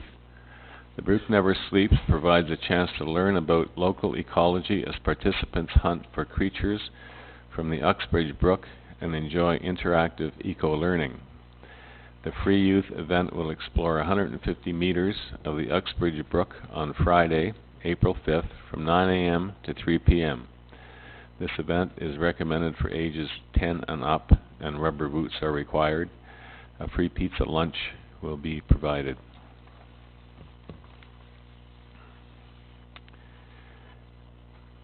Any unfinished business? Is there any other business? Does the press have any requests?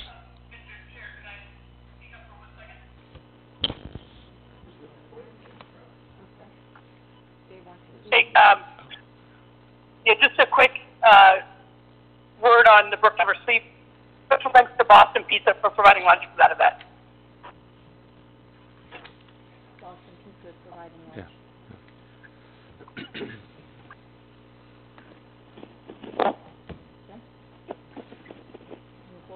So, yeah, I just wanted to thank them for that. Okay, I close the Environment and Sustainability Committee. Is there any unfinished business? No. Other business?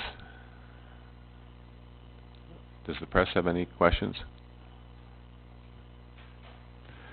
So I close the Environment and Sustainability Committee and pass it on to public.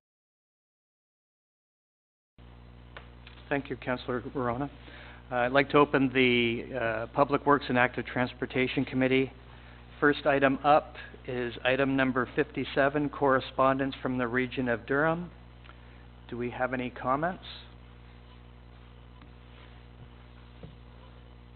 It's been addressed by Ben, so a good idea to come on up, Ben.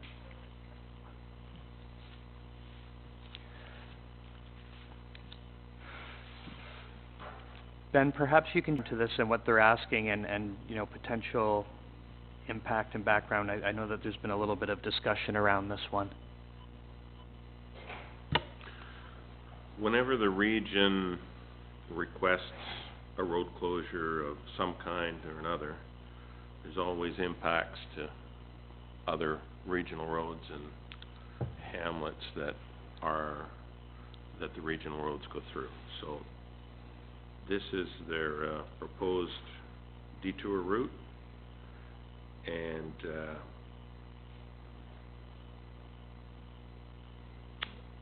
I guess they wanted to put you on notice. And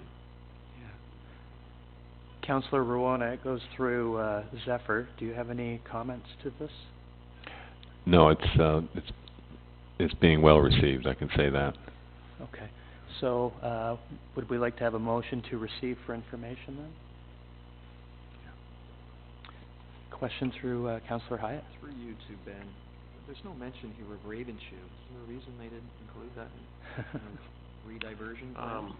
They actually looked at that, and for one reason or another, York Region wasn't too happy with that, so this was their And it just seems to me if they're pushing all the traffic onto Sanford, it might be better to split it up, I guess, depending on where you live, right? You're gonna go whatever way you think is right. People are gonna go wherever they Yeah, wanna go. okay. All right, thanks.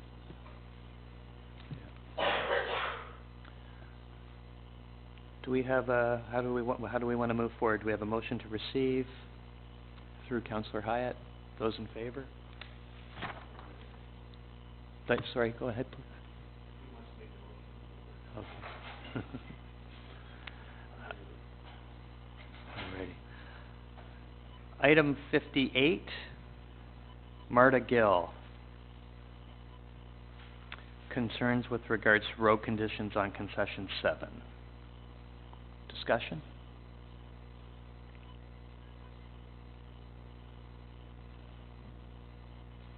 Ben, could you just give your oh, sorry, I didn't see that. Councillor Beach, go ahead. I'll try. Ben, the reason that this section of road is not paved is to due to the environment conservation, everything else for that section of road, am I correct? Yes, and it's, I believe it's posted at 40 kilometers an hour because of it's narrow in some areas, and yeah, it would require a lot of work to bring up to a standard that you could put a surface treatment on.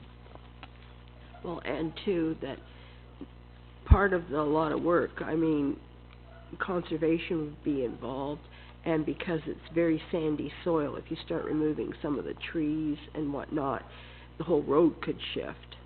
Am I correct? Well, yeah, erosion, if you were, whenever we dig ditches in that area, erosion's an issue, for sure.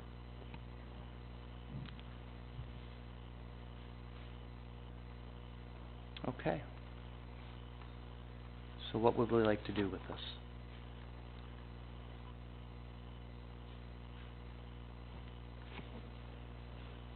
Councillor Ruana? No? Sorry, your mic was on, so I thought you were going to talk. Councillor Beach?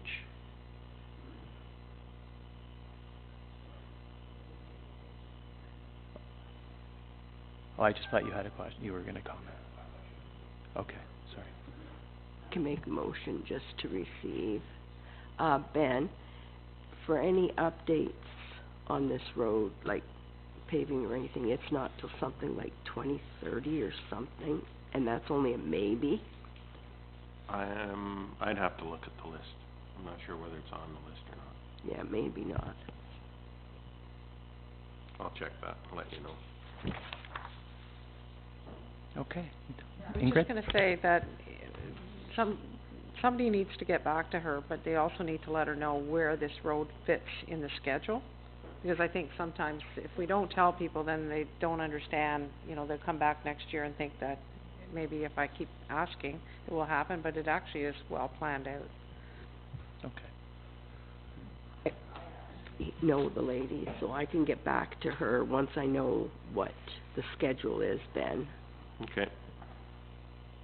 So, motion to receive, respond back to the resident by Councillor Beach, forward to staff to get that information. Okay, Pam will make that, Councillor Beach will make that motion. All those in favor? Carried. Item 59, 60, and 61 are all with regards to the proposed name change for Cemetery Road. We've got a report coming from staff for this in the future. Do we have any discussion on these three items prior, or do we want a motion to receive and forward to staff as part of that file? Councillor Beach will provide that. Those in favor? Carried. Okay, items 45 and 47 are similar. We do have resident Paul Kamazi here as well, and I think if we could, I'd like to have Paul come up and speak on behalf of his letter, if council would permit.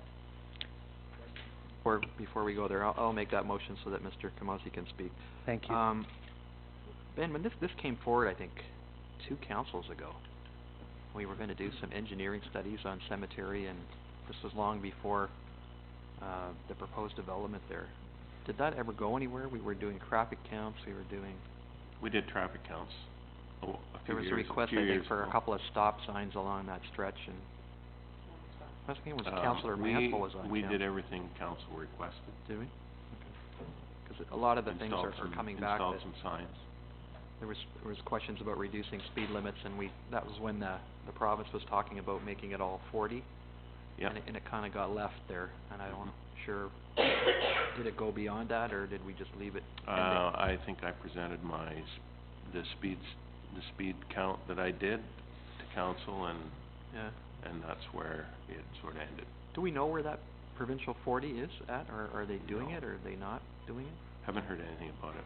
'Cause that might solve a lot of our issues, and I know Councillor Beach had one on last week about, fourth concession, I believe, right? So, I think we need to start looking at these things in context rather than cherry picking one street and I or agree. another, you know?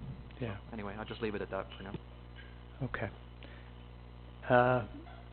So to Mayor Dave, go ahead. Yeah, Mr. Chair, can I make a quick motion that the Township Road experts send a letter to Peter Bethentalvy's office to request an update on the 40 kilometer an hour in residential zones information? No, you can't make a motion. I'll make that motion for you, Dave. I don't wanna interrupt your tanning there, so. We have a motion on. Motion by We have a motion on the table from Councillor Hyatt to hear from Mr. Kamosi. Okay. And so we'll do that first. Mr. Kamosi, if you could come to the mic, please.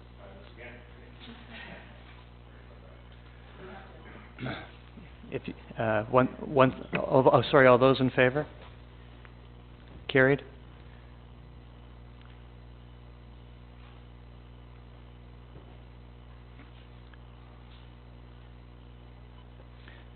And Mr. Kamosi, if you could once again provide your name, address, postal code.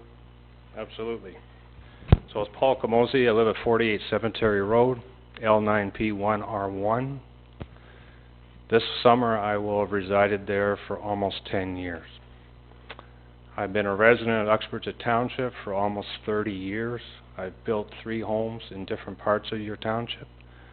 And now I've moved to Cemetery Road to retire. I got rid of my acreage, and it's been quite a battle ever since. This is the 3rd time I've been before council. Last time I had a contingent of about 15 people, and I can easily fill this room once I listen to how things are going to proceed. We have a serious problem on Cemetery Road. This road has never been designed for the kind of speeds that we witness on this road. We have seniors on the road, we have children on the road, and we have lots of people that like to walk.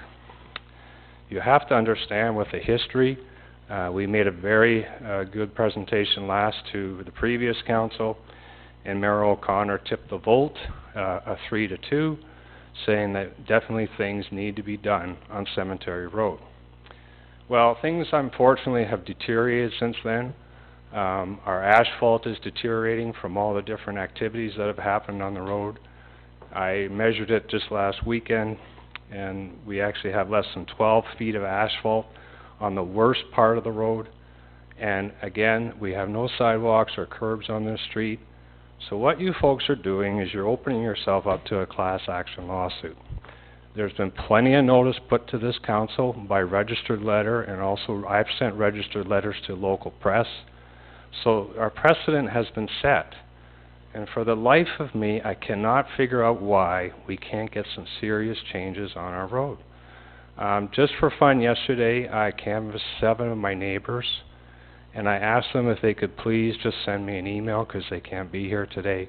So I have 7 letters that came across my email this morning from angry residents. Every person I spoke to, and I'm a past consultant, so I like to listen first. I didn't put words in their mouths. I asked just what their thoughts were on the road. And what I'm hearing is kind of a resigned, angry, kind of like, well, I guess we just have to be resigned to the fact that this township is not doing a darn thing about it.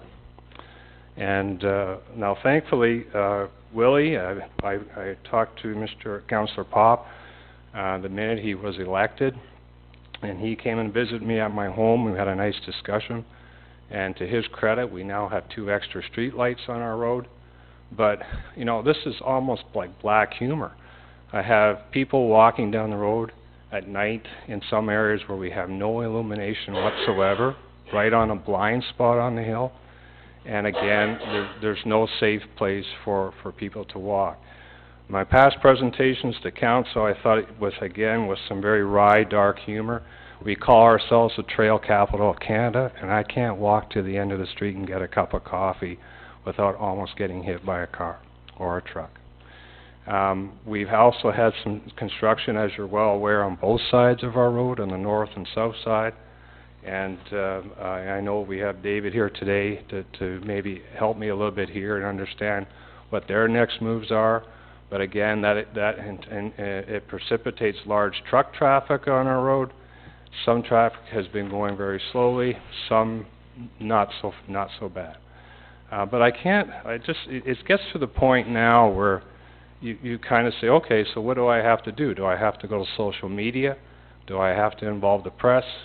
I've offered to take money out of my own pocket to purchase signs to get people to slow down on our street.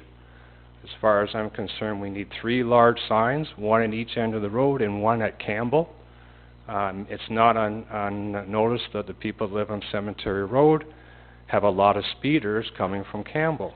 And the fact of the matter is we put a sign, but these signs need to have 2 things. We need to have a reduced speed limit on that sign, and we need to make it very bright and fluorescent that basically lets people know, darn it, there's people traveling on this road. They're walking on this road. We have seniors that go for walks. I'm one of them now, who travel through Campbell and come around. I saw an older couple yesterday. They're almost walking on the middle of the road so that they're not on the rough patch of the side. Now, I understand there's going to be some future works on Cemetery Road. I get that. But darn it, what about right now? Spring is here, kids are starting to get on their bicycles. So I don't want to be that guy, but the reality for me is this is just complete negligence. You have a dark road with a speed limit that's too high, and you're requesting your ratepayers to walk now almost in the middle of the road in some sections of road. And to me, it's just unacceptable. But if you would entertain me for 2 more minutes, I'll read some of these notes that I received. We write this letter as both new residents of Uxbridge and also as new parents to express our agreement with our concerns that Paul Camozzi has in the situation on Cemetery Road. I want to add first, though, I have no vested interest here. I'm just a concerned citizen. I work at home. I have my own offices. I travel abroad for a living. But it just infuriates me to see this type of activity. Vehicles are frequently whizzing by our home at unacceptable speeds and far beyond the posted speed limit. It's well known that if the speed limit is at 50, you're going to get people traveling at 70. If the speed limit's at 40, you're going to get people traveling at 60. But the reality is, you have many streets in the town of Uxbridge that are posted at 40, and they have sidewalks. What is going on with our street? Paired with the lack of sidewalks, this is a dangerous recipe for tragedy. We've been now living in Uxbridge for 6 months, and I want you to pay attention to this next paragraph, please. And we have a 15-month daughter. One of the reasons we chose to move to Uxbridge from Stouffville was that it's a quieter street for our family to grow up. During visits to our home, we ultimately purchased what we believed to be a home that would fit our bills and our needs. However, we have realized over the past 6 months that the street seems to be a thoroughfare for those wishing to avoid Toronto Street. And the speeds of passing vehicles are alarming at best. Our 7-figure investment in this town has come with unexpected concerns for the welfare of our family. If this gentleman moves away, which he could very likely do, he will be the 3rd gentleman that I know of that's moved away who pays significant taxes to this town. And it's wrong. It doesn't have to happen. We respectfully request that upon consideration proposals that calm traffic speeds in our street. With some basic investments from the town, Cemetery Road should become a much safer roadway. This gentleman is Sean and Carol Sullivan, and they reside at 52 Cemetery Road. The fact that these people are willing to give their names and their addresses should be adding a lot of weight to what I'm saying. Paul, this is, again, a brand new, they purchased one of the new homes towards the north end of town, and she's a walker. We see her walking every day in front of our home, and the first thing she commented to me last was how she never anticipated the dangerous traffic on our road. And I mentioned that we've tried in the past, and we're still hopefully to get some things happening. We lived in our home for 3 years, and the only complaint we have is the speed on this road. We see cars, we see buses. I've personally seen school buses speeding on our road, SUVs, trucks traveling on Cemetery Road. It's a complete straightaway, and drivers seem to be oblivious to the fact that there are children, seniors, and residents living on the street.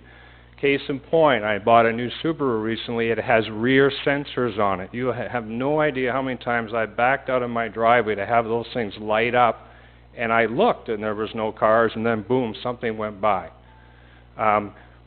I just feel for seniors that are backing out on our road, because if they get tailed at that speed, we're going to have a serious, serious accident. We've also seen increased construction traffic due to the building of townhouses and closing the top entrance to cemetery. Some of the larger trucks have been quite considerate and slow down, but others just follow the constant stream down the street. Quite frankly, it's a miracle that we haven't yet had a serious accident. I believe long before we moved in, previous residents have complained to the town about this issue, and some have taken things into their own hands. Myself and others have personally said that we would provide funds for the signs to get people to slow down. I don't know what else we need to do here. I look forward to hearing what recommendation council will provide, and hopefully we can get something done in a timely fashion. That was Joanne and Len Wiscount, and they live at 22 Cemetery Road. This particular letter is quite angry, and it leads to a lot of other issues on Cemetery Road, but she ends her letter by saying, "I can hardly wait for summer when all we have to worry about is the weekend traffic flying up and down our road because previous administrations felt a stop sign at Campbell Drive was unwarranted." We lost that argument. We also lost an argument for speed bumps. Quite frankly, the road is in such rough state right now. 2 speed bumps in our road would not hurt anybody's feelings, and I think we need to seriously look at that. The last was my neighbor across the street. We lived on this road for 27 years, and he sincerely says that the speed limit should be 40 kilometers an hour at best. And what's interesting, this was the second person that I spoke to yesterday who said that they purposely drive 40, and when they do, they have angry drivers behind them. And it's gotten to the point where there's going to be a possible physical confrontation, but they do it intentionally because they know the road should not be used for speeding.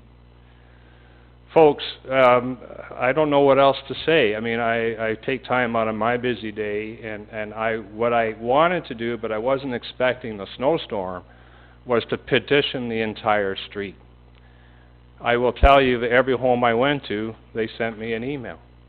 So something needs to be done on our street. And quite frankly, if I hear we're going to write another report or have another council meeting on this, I'm just going to go back and I'll petition the entire street, because it's called guerrilla marketing, and it's very, very effective.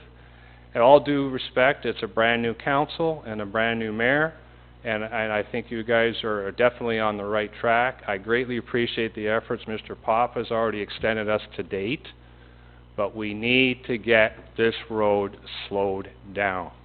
And I don't think it's a big ask here today.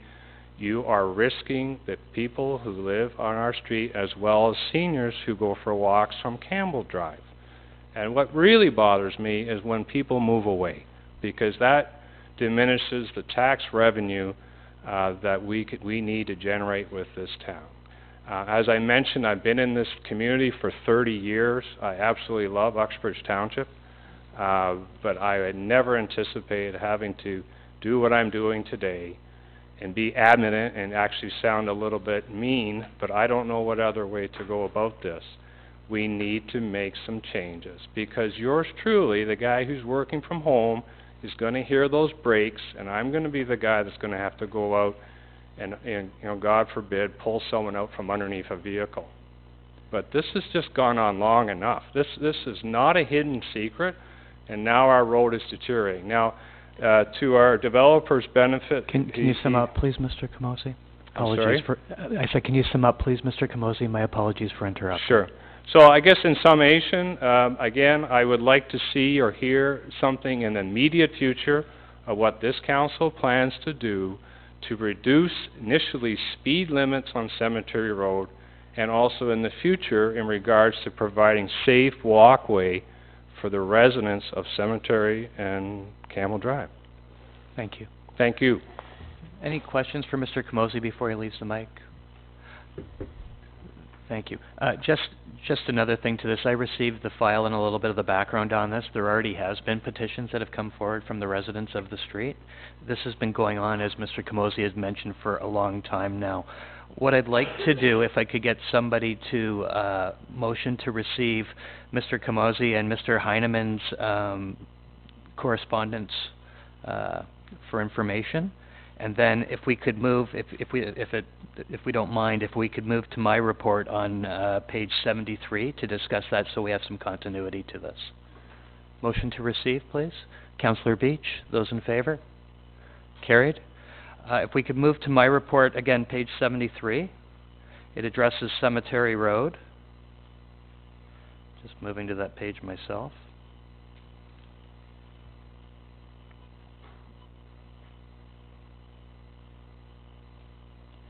Come on.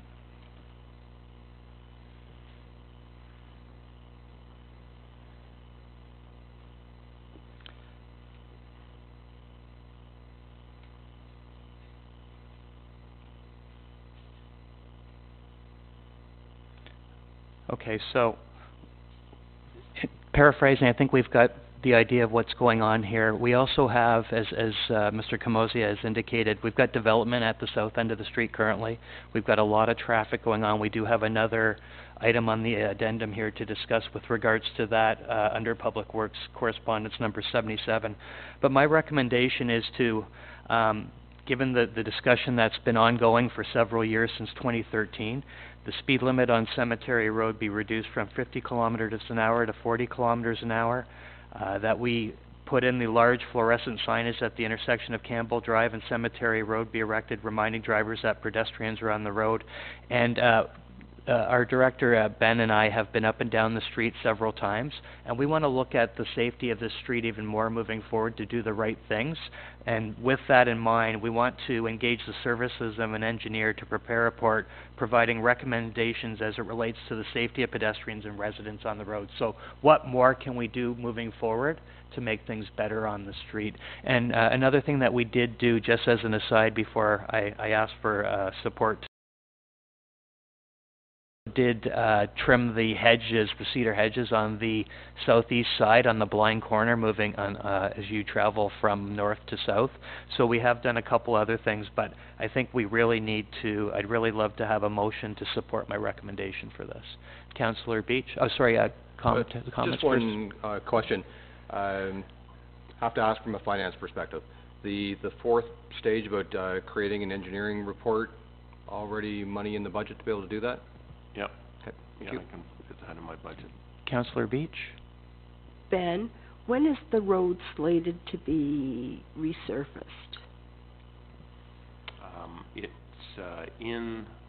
It just got put in our development charges bylaw, so next year it'll get put in there in this system somewhere. So, but there's no date? I can't remember exactly. Okay. It's a 10-year forecast. I'm not sure. Okay, no, I just wanted to ask, because I know I drove across there this morning, and it definitely should be lowered to 40. Okay, 50 is too much, and to your point, Paul, I had people coming up behind me, and they weren't happy because I was driving 40. And then I changed it to 50, and they still weren't happy. And I thought, that road should not be any more than 40. If I could just add to that, if you are going to reduce the speed limit, which I pray that you do, I think that needs to be on the fluorescent sign. So if I pop on the Cemetery Road from either end, I see pedestrians on road, speed limit 40K in big letters, slow, something that just gets that message across. I've seen other signs go up that basically just says like kids playing on the road or something. That's not getting the message across. It really isn't. It's just like trees in a forest or a billboard. People don't see it. They don't acknowledge it. And they need one of those signs, to Willie's point, on the intersection of Campbell and Cemetery Road. It's very infuriating when I walk on Campbell Road and you see people drive 25, 30K through there, and then as soon as they get on our road, they open up the throttle and motor down to get to wherever they have to go. There's a real feeling on our street that we've just been neglected.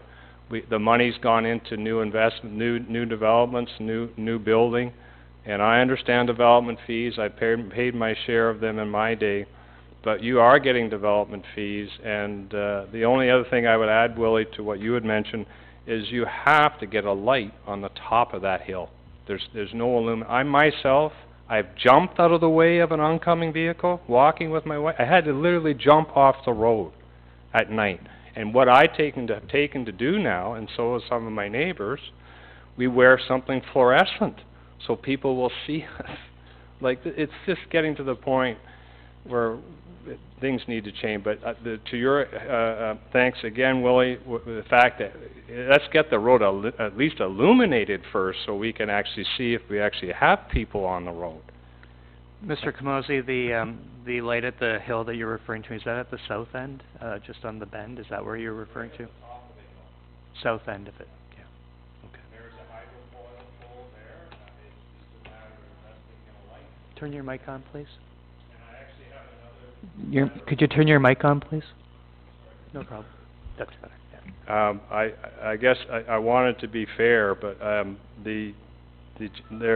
had to your point, since you brought that up, and respect to these people, because they also live on Cemetery Road, they sent me an email this morning, and they live right at that intersection where we're talking about, the top of the hill that's not illuminated.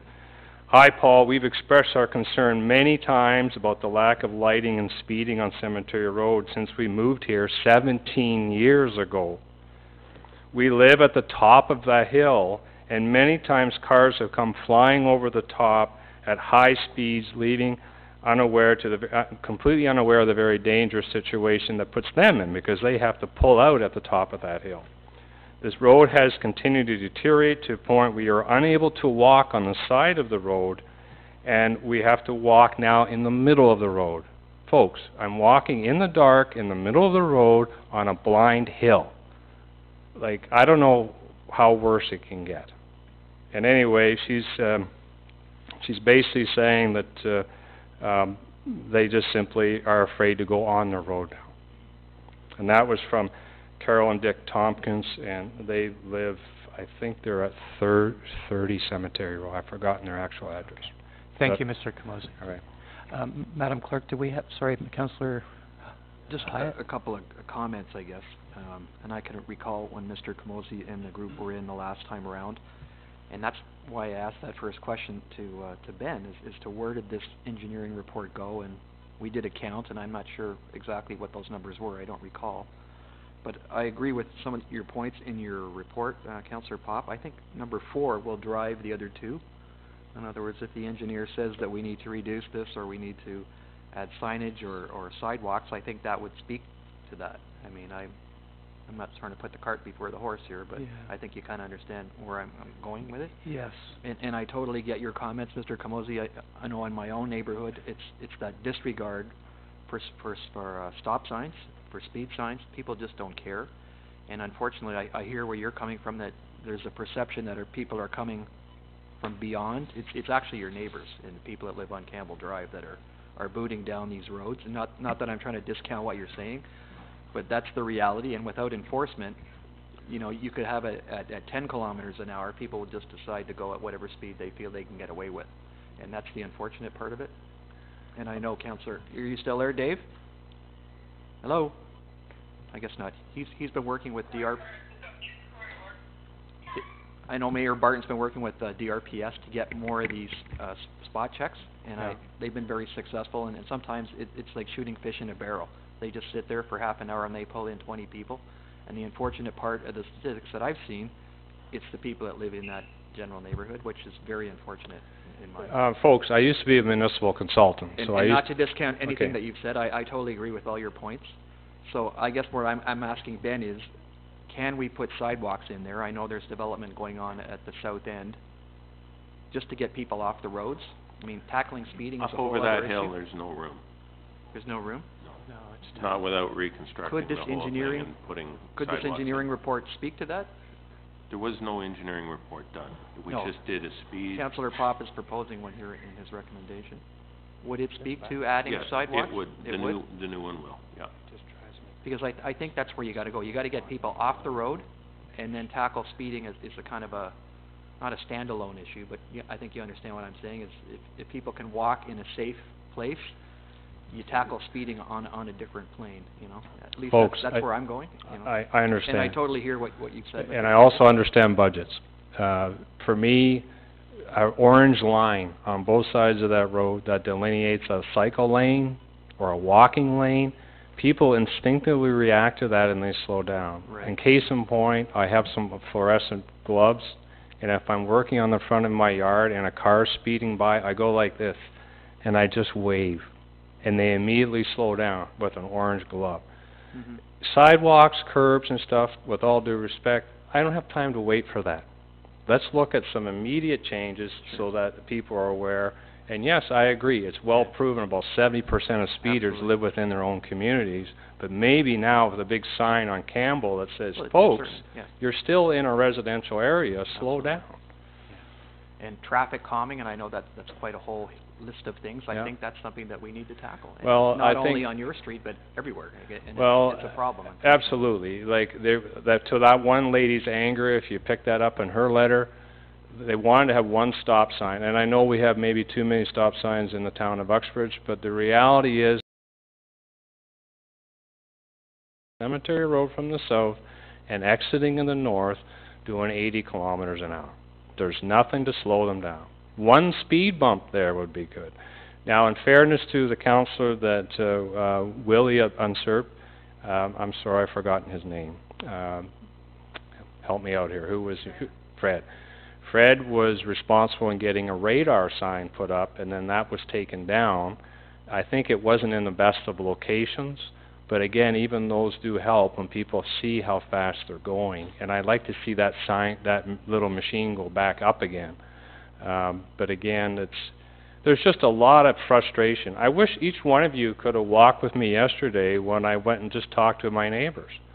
Not one of them had one good thing to say. And that's sad. This is the community that they live in. And kids just, you know, to me, I shudder when kids are on bicycles on our street right now. But if we can get a stop sign back at Campbell and Cemetery, with all due respect, if that just immediately makes people come to that stop and then begin to get their speed momentum up again, I think that's a good thing. I understand the speed bumps aren't the most well received in a lot of communities, but I was just in Toronto this past weekend and I went down one street that had 10 speed bumps in it, and it was 40K. Trying to encourage people to slow down. Ingrid, you had a question?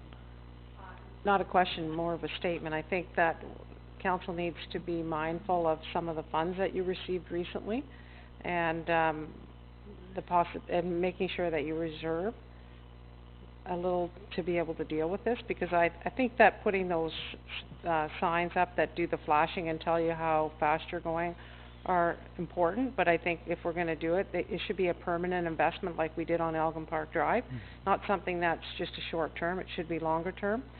And I was just curious how long it would take for the engineer to get back to us on what the findings would be, just so it doesn't drag on into the summer. Well, it probably wouldn't take too long, except that I'm not sure you want to have them look at it while the road's closed. Yeah. They could, but I'm not sure you'll get the full effects of a report if the road's not open. I don't want to do with the report when the road's closed, it come back and say everything's all right, and then get criticized, well, why did you do it when the road was closed? You should have waited until it was open. Open, when will it be open? Another 3 weeks? 2 months. With all due respect, folks, as a consulting engineer, so you tell me if I have a fatality on Cemetery Road next week and they're waiting for 3 months for an engineer to come and prepare a report, you already have record in council, in records, locally, that we have an issue on this road. How difficult is it to get some signs up there this week? I'm just perplexed by this whole process. I think, I can don't... I can put the signs up Yeah. late this week, that's not a problem. I'm being asked, or like, as soon as council passes a resolution directing me to do what they want me to do, it'll get done. I think there's the 3 points, the first 3 points in your report. Yes. I think council should consider approving those, and that the engineering report would come subsequent to that. At least that gets the signage up, and I don't know if they want to go back and revisit at some point, but as part of that report too, it should also go back and have that discussion on the stop signs. Yes, and that's why we're asking, I met with Ben to discuss, we've driven the road several times now, and part of the engineering request is to just make sure that we do have the right things in place moving forward. But in the short term, with increased vehicles going down that area, even though there are, part of it too is through the Kawartha Dairy space there, people are shooting through that way as a means to avoid the lights, getting back onto Toronto Street, even though the street is partially closed, and moving south.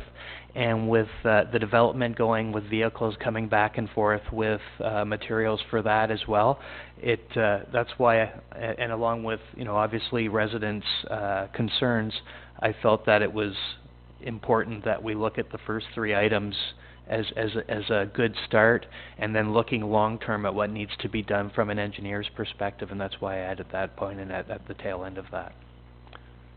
If I could just add 2 more points in closing, and I greatly appreciate everyone's time this morning. Last year we had what I call was a complete cluster on our street, and you had a major, I believe a power outage on Toronto Street. And I brought this up to Mayor O'Connor, and she forwarded me over to Durham Police, because apparently it was their decision. But for God's sake, if we have a delay again on Toronto Street, you don't allow what happened last year, which they rerouted the entire traffic on Toronto Street down Cemetery Road. Guys, we know, and ladies, we know how busy Toronto Street is. It also led to pretty serious deterioration of our road. So there's no reason why there can't be a detour sign that says we use the next concession up. It's a straight run in the country. We don't have residents walking on the road. That needs to be put into the report, Willie, or given due consideration. And I also like to acknowledge our developer came today who's working on the townhomes. My other big concern, which I haven't talked about it because he's kind of put my mind to rest on that, he's not planning on doing his next phase of construction until the road is open on the south end. That was one of my bigger fears, because as a builder and consultant in that arena, as soon as the frost is gone, his services are in, he's ready to go. That means we have truss trucks, we have lumber trucks, we have concrete trucks, we have trades trucks. One of the things that I did ask, and David, it is David, right? I'm sorry. And he agreed wholeheartedly, is that he instructs his site superintendent that all his tradespeople, who are, again, I see lots of pickup trucks flying down there at 75 kilometers an hour, notice that you cannot speed on our road. And I really appreciate that, David. I hope you can find some way of enforcing that, because it's just not good practice. Thanks. Thank you very much. Thanks, Mr. Camozzi. Going back to my report on this, Councillor Beach. I think we should put 1, 2, and 3 together, and then the fourth one as another piece of it, to make sure that when the road is then open, then to do a proper study. Because, I mean, the first 3 things would make a difference for the residents, and then get a good picture when we would be doing an engineering report. So we need 2 motions then, Madam Clerk? Mr. Chair, through you, if I could just suggest that perhaps what we do is do the whole motion, but perhaps we do it as amended, and then just establish the fact that the engineering report wouldn't be conducted until Cemetery Road is open. Okay. Okay, I or could buy that. reopened. Okay. Motion by Councillor Beach. Those in favor? Carried? Okay, thank you. Thank you, Mr. Camozzi. Moving back to item, reports to committee, PWO 15-9, page 40, oh, sorry. Oh, do you want to go to 77 then? Okay, if we could go to 77, David Sudbury requests to use the north entrance for 2 weeks to bring trucks into the development on Cemetery Road in order to complete servicing work while the entrance on Toronto Street is closed. Comments? Ben, if you want to just, I think it would be helpful to let them know that we've been having an ongoing conversation with the developer about this, just so that council's aware that, you know, we've had some banter back and forth with the developer about this. Yes, at the pre-construction meeting, and I don't think Mr. Sudd was at the pre-construction meeting, contractors and the engineers told me that they wouldn't need to use the north part of Cemetery Road while they were installing the services. And that's what we have sort of based on, we've based our conversations on that with the residents of the road. So this, and the fact that that road is not in real good shape as it is, even though you got even though they're adhering to the half loads, it's still not the place for construction traffic, in my opinion. Okay. So that's sort of where we left it. I understand the developer has closings and that kind of thing, but whatever council decides is what council decides. And from a councillor perspective for Ward 4, you know, obviously, just given the commentary that we had, having trucks up and down the street when we've already got concerns makes it a problem. Ben, if we did not allow them to do that, how would the developer run his business for the next little while? Well, I'm not sure. The contractor's telling me now that they can't do it in a safe manner. They can't install the services in a safe manner. So I don't know what they would do. Ingrid? Okay. Sorry, just if we've got a request from the floor to come up and provide a comment, but I think we should probably just discuss this amongst council and then I'll ask for questions, okay?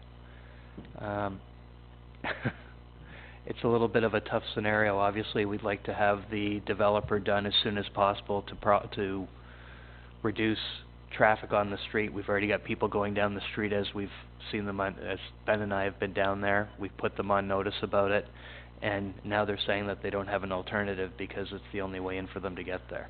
So, as you're aware, there's 2 entrances from the development out onto Cemetery Road. So once they get past that first entrance, they can loop their construction traffic around To get back out. internally within the development. So it's gonna take them 2 weeks to get there, so I've been told this morning. There'll probably be a week between the two entrances, but once they get beyond the north entrance, then they'll have to use Cemetery Road again for probably another week. Now, I'm assuming that this is just for the sanitary, and when they get to the water services and the water main, they won't need to use that north part. They've never mentioned, I'm assuming that because they've never mentioned it to me. Okay. So you're looking at another 2 weeks, then a break of maybe a week, week and a half, and then another week of traffic. And, impact to the road is pretty significant. Well, they're in half-load season, so they're abiding by that right now, is my understanding. They're abiding by it, but it's a surface-treated road, it's not a paved road. Right. So there's an impact to it. And the developer understands that that's something that we have to give consideration to, and if, I mean, I guess, can we hold him accountable for that at the end of this? I'll do my best. Councillor Hyatt? Yeah, through you to Ben, you mentioned at the construction meeting, was it contemplated that they would be using the north end of the cemetery to move traffic? At the pre-construction meeting, they said they wouldn't need to. They wouldn't need to. But I guess when they got into it, and why things happen. And why is the south piece taking 4 months or 3 months or whatever it is to do? Well, 3 months is the whole project. But that road could be open sooner than later. No, they're gonna have it closed. It's just that once they get the deep stuff, the deep sanitary Yeah. out of the way, Yeah. then I'm assuming that when they get into the water main, they won't need to go north. Everything will be sort of, they'll be able to work within that area. And what are the Reconstruct. timelines to get to that stage, do you know? 'Cause we're not What I doing- was kind of told this morning was that it'll take 2 more weeks to get to the middle of the 2 entrances into the subdivisions. Then they'll use the loop within the development. Then another week of work north of the development. So within 2 weeks, they could access it from the south. Looks like Easter. within the subdivision. Within the south. Yeah, but then once they get past the north entrance, then they're gonna need to use Cemetery Road again for probably a week. I mean, it just seems we've had this whole discussion about dealing with traffic and speeds, and now we're gonna go in another direction and approve a whole different set of criteria. Well, that's what I mean, it's been a It's complicated piece. contradictory, so. But I think, commentary to larger vehicles on the road and concerns around residents, it does kind of overlay one over the other. It's certainly a challenging situation.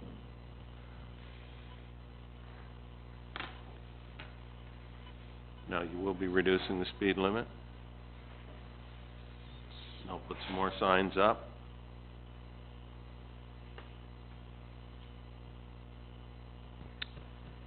Are speed ramps an option? Not this time of year. No.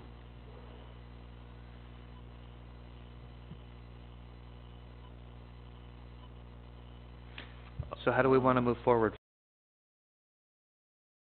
I mean, I think if we don't allow the developer to do this, I think we're kind of stuck with more vehicles probably getting onto the road anyways, trying to get through and get their job done as quickly as can. We'd have to. You're in an almost impossible situation because I don't think that the contractor can finish the work without going north of the subdivision. Yeah.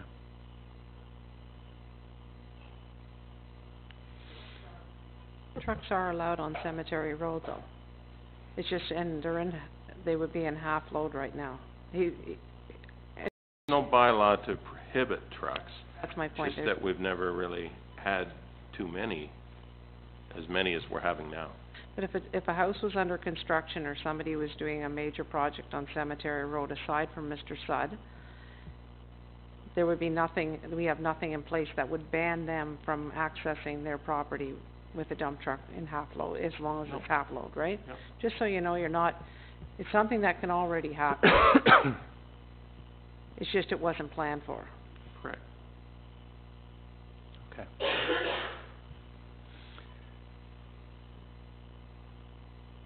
I think before we move forward and try to find a motion here on how we wish to proceed, if I could allow to have a resident make commentary at this point, if you still have a question or a concern.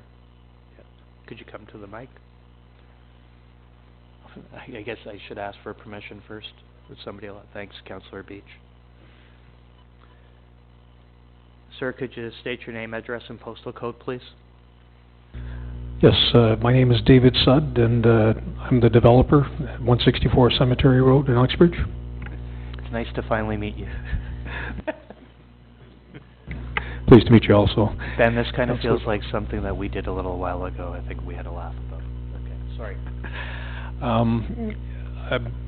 We contemplated we could use the south entrance. We came across something that was somewhat unforeseen. I was not at the pre-con meeting. However, we only need 2 weeks of access from the south side. We'll abide by the half load restrictions completely, if not less. And also what I'm thinking is we could put up a temporary sign on the south end of Cemetery Road that says 40 kilometers only for construction vehicles, if that's okay. If that's, and we'll watch it very closely. It's a temporary measure, and it'll help us hopefully expedite the construction process to open up the road entirely. Thank you. Any questions for Mr. Sudd? No? Councillor Hyatt? Just on that, Mr. Sudd, we're going to take you at your word, and you've done many projects in town, so I'm not too worried about that. It's just somebody has to control that truck traffic. As we've just heard from Mr. Camozzi, that it's been problematic at best for just general traffic. So I mean, construction traffic, you're only compounding that, right? So it's, yes, I understand. We're going to leave it in your capable hands to make sure that that's enforced. So you've talked about adding additional signs, so I look forward to that. Thank you. Thank you. Anything else, Council? Can we get a... Anyone? Councillor Beach?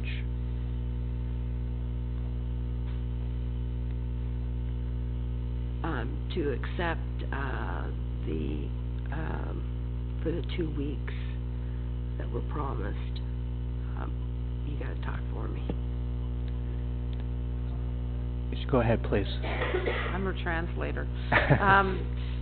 That council grant approval to Mr. Sudd for use of Cemetery Road for a period of 2 weeks, provided he monitors the truck traffic and he puts up the signs that speak to that. Okay. Yes. Those in favor? Carried. Thank you, Mr. Sudd. Moving to reports to committee. Page 49, report PWO 1519, Director of Public Works, Ben Kester.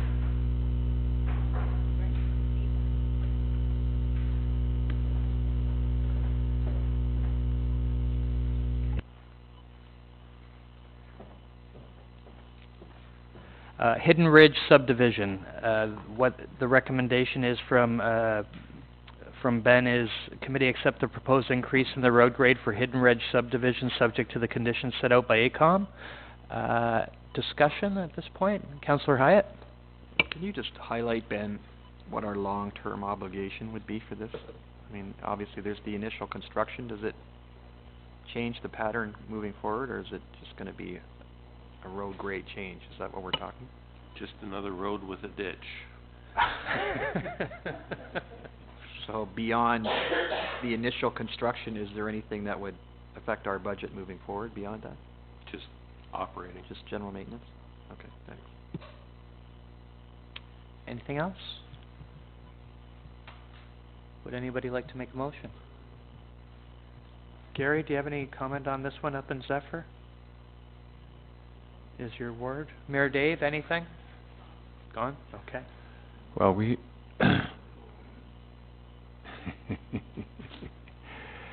I mean, after reading this, it's really hard, being a layman in these matters, to figure out the percentages and all the rest of it, so we have to depend on your, recommendation on this, I think, yeah. Would you like to make that motion then? I'll make that motion. Okay. Councillor Ronas made the motion to support the recommendation. Those in favor? Carried. Next item up is PWO 2019, Goodwood Hall Shed, page 71.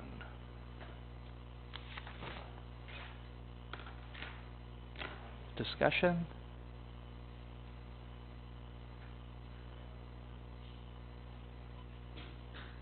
Just trying to catch up. Councillor Beach?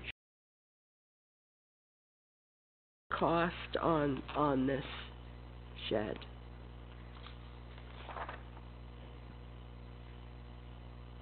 The recommendation says I'll come back with a cost.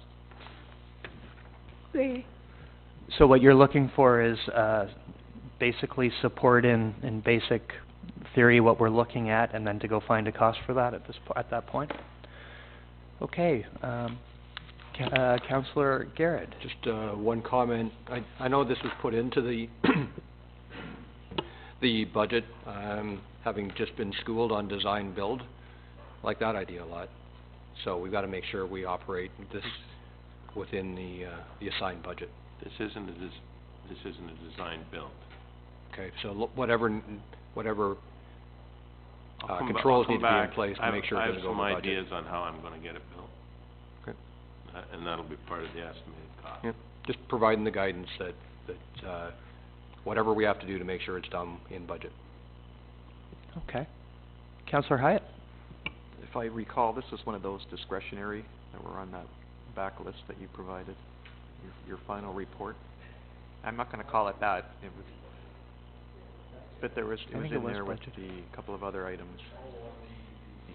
Sorry. It was approved subject to staff coming back. Staff. With final prices, along with the generator and those issues. Yeah. Yeah, I see what you mean, yeah. So at what point are we going to approve it? At the RFP stage, or where are we going, I guess, is with this whole thing? Pass the resolution and I'll come back with a Come price back with a and I'll report? tell you how I want to build it. I'll make that motion, Mr. Chair. Prior to that, I think Ingrid wanted to say Yeah, and something. just a point of clarification too, for those of you that are new, which is the majority of you.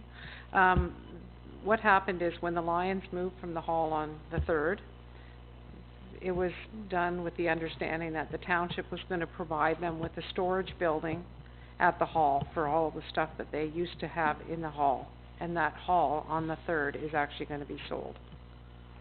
So it is part of an obligation that was made at the time when we asked them to move to the main hall. Okay. Thanks, Ingrid. Councillor Hyatt made a motion to accept the recommendation. All those in favor? Carried. And that, so the next one was already dealt with. Is there any unfinished business? Any other business? Any questions from the press, singular? Any from the audience? I'll close the Public Works and Active Transport Committee meeting and hand over to Planning. Before we get into planning, I'm just gonna ask committee, did they want to break for lunch at 1? I'll give you the option of you can either go find your own lunch, or staff have asked me if they want to bring in lunch, so what's the consensus? If we bring in, I'll need more than the time than just... More than the time? How about we take a 5-minute break? Yeah, let's take a motion for recess. Councillor Pop, all in favor? Carried, thank you. Okay, so do you want lunch or no?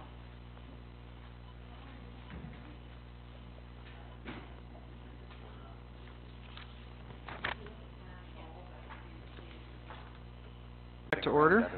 Everybody can take their seats. We'll move into planning. Food, or are we just going? No, I ordered. Excellent. Yeah, she's ordered some lunch for us.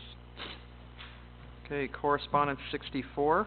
This is from manager of York Region Health Protection or Sewage Management, the enforcement of the OBC. Questions? Get a motion to receive? I'm on 75. page 75. Motion received. Councillor Beach, any questions? All in favor? Carried, thank you. Okay, we have 65, 66, 67, 68, 69, and 70 to deal with the Grain Boys application. And 78. Oh, sorry, I missed one. 78. Can I get a motion to receive, refer to planner and applicant? Anybody? Certainly. You can pull whichever one you like. Just a question. I think it was on page 83.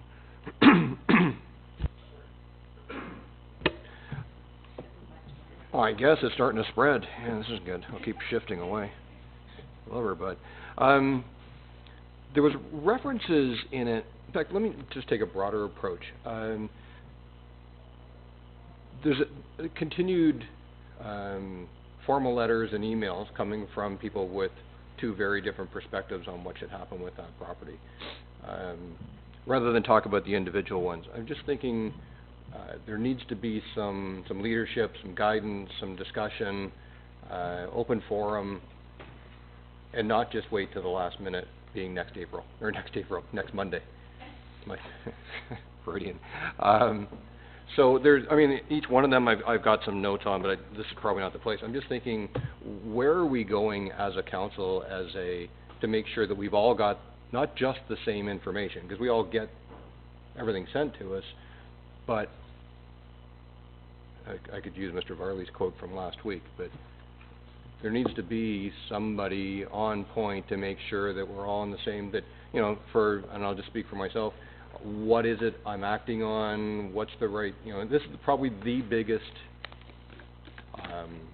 proposal that we've had brought before us, and there should be, I think, some gathered focus on all of these various communications. So just a comment more than anything else. I won't go into the individual ones, now's not the time, probably. Could I ask Councillor one? Pop, yeah, go ahead. I see that our fire chief is here today, probably unrelated to one of the letters, but page 80, I was wondering if, and I realize that he might not have any information on it, or maybe he does, is it possible to have Phil come up and provide a perspective with regards to fire risks and fire suppression? I mean, perhaps he might have to read this, Phil.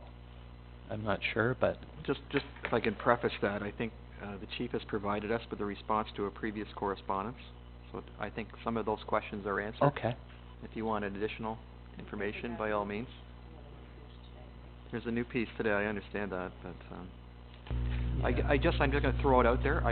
We just have to look at this from a planning perspective, and I know, you know, personalities get into it and personal issues. We have Liz's report that everybody hopefully has read thoroughly. I guess I'm speaking as chair as planning, that beyond that, we're speculating. I mean, we're not planners, so I think if there's any planning particular questions we need to refer back to Liz, that we need to do that ASAP. Staff, including the fire chief, can answer any other types of questions, but I guess it comes down to how much is too much, you know, and I think as a council we've been very open as to trying to get answers to these questions. I mean, it's been a long hoe on some of them with regards to Green Boys, but I think at the end of the day, and with his answers, your comment or your question, is have we done our due diligence by the meeting next week? So I'm hoping that we have, or as much as that we can do. Can we answer all questions to everybody's queries? I don't think we're able to as a council. Yeah. Some of it will require bringing in a consultant and or Green Boys themselves to answer some of these operational questions, but I'm hoping by next week that we will have answers to most of this, you know, at least as much as we possibly can. So, having said that, did you have a question for yeah, Fire Chief? In particular, Phil, or through you, Mr. Chair, to Phil, in the document by David O'Leary on our agenda, it's page 80, he refers to the Grain Boys facility potentially being a high hazard industrial occupancy classification, and it sounds like to me, being as we've alluded to earlier, we're somewhat a lay people on some of these items, just from a fire perspective, I'm concerned, and it's within approximately 100 meters, I think it is, of the other residents. And you know, if you could kind of maybe just explain to me how you see this building as, if it's classified as such. And again, I don't know if it is or not at this point. I still don't have that information, but how you see that playing out in that area in Goodwood, you know, what we're looking at. Well, so we don't have any building drawings yet or anything to examine, so there's no doubt in my mind, or I shouldn't say no doubt, little doubt in my mind, that a milling operation will be the classification that he has suggested. That's the classification in the building code for a milling operation. The size of the fire protection, the quantity of water, whatever equipment that might need, sprinklers, standpipe systems, will be entirely dependent on the size of that building inside the building. And I expect, as happens with virtually all other industrial commercial buildings, an architect will divide that building up with fire separations to make each section a smaller segment, with the goal of getting the high hazard section to the smallest possible size and minimize their risk and minimize their expenses in putting in a fire protection system. So that building, under the building code, will probably be a number of different buildings according to the occupancy of each section of the building. So the milling section will probably be high hazard. We have other industrial buildings in the township, not on municipal services, that are similarly serviced with underwater storage tanks and fire protection systems and pumps and sprinklers, so it's not at all unique to the township. We have another large addition going on, a building in a similar situation, where we're requiring them double the size of their tank and double the size of their pump capacity. But having said that, depending on how the building is designed, it might not require any special fire protection under the building code. Thank you. Thank you. Your question? Yes, thank you. Any other questions for the fire chief? Bruce, did you have some? Gary? Any questions? Thanks, Bill. Appreciate it. So let's deal with these individually. I mean, there's some different issues, although they all refer back to Green Boys. So let's start with, you want to make a comment before we start? Well, I think to your point, Councillor Garrett, it's about the use of the property we have to focus on. What's the permitted use? And we're not rezoning this to industrial by any means. It's an ancillary agricultural use. So I think we need to bear that in mind when we're communicating with the public, that that's not the reason we're rezoning this, or potentially rezoning it, is to allow an additional use to the ones that would exist on it today. I mean, it's agricultural right now. This is considered by our consultant planner, rather, that it's an ancillary use to an existing agricultural use. So, anyway, having said that, did you want to comment? No? Okay. So we have 65, which is as it is. Can I get a motion on this? Anyone? This is from Bev Northeast.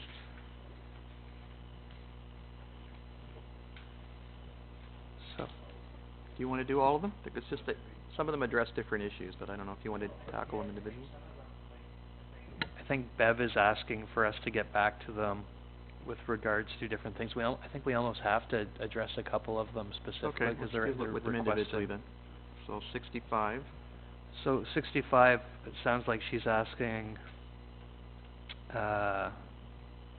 you know, what additional things are we asking for from Grain Boys to be put together? I think that we've had a pre-con, and that probably would have included something that like that. Would that not have? I don't know. Maybe I can get staff to speak to that.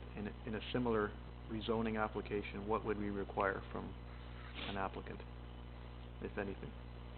Financially? She's asking about contributing to the community? Yeah.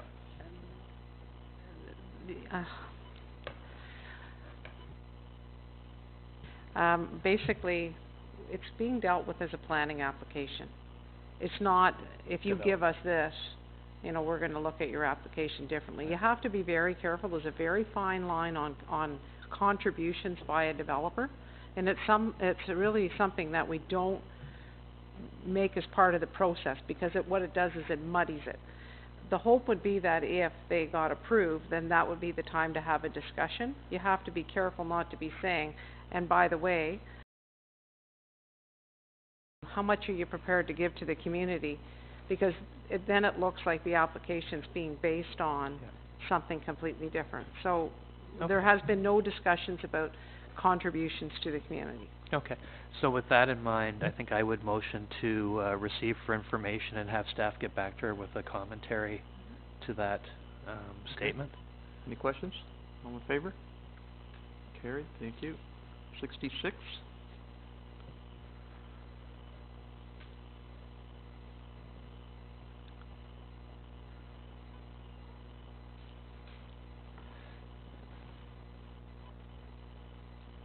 I guess the way I read this is if they decide to move out in the future, what happens to that property? That's how I'm reading it?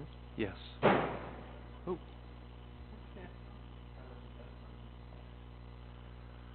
What would committee like to do with this? For the planner and applicant? I'll make that motion. Counselor Pop? Any questions? All in favor? Carried, thank you. 67? This is the one that we just talked about, yes. So I would motion to receive for information. I think I would forward to staff, fire chief as well. Planner and applicant, yes. Did you want a response from anyone? Let's just look down the bottom here to where he's at. So we actually met with him on Friday about this letter. Okay. So he was, basically he's asking to confirm what you've already talked about? Yes, which we've already talked about. So just a motion to refer to planner and applicant then? Making that motion, Mr. Cobb? Yes, sir. All in favor? Carried, thank you. 68. Page 83.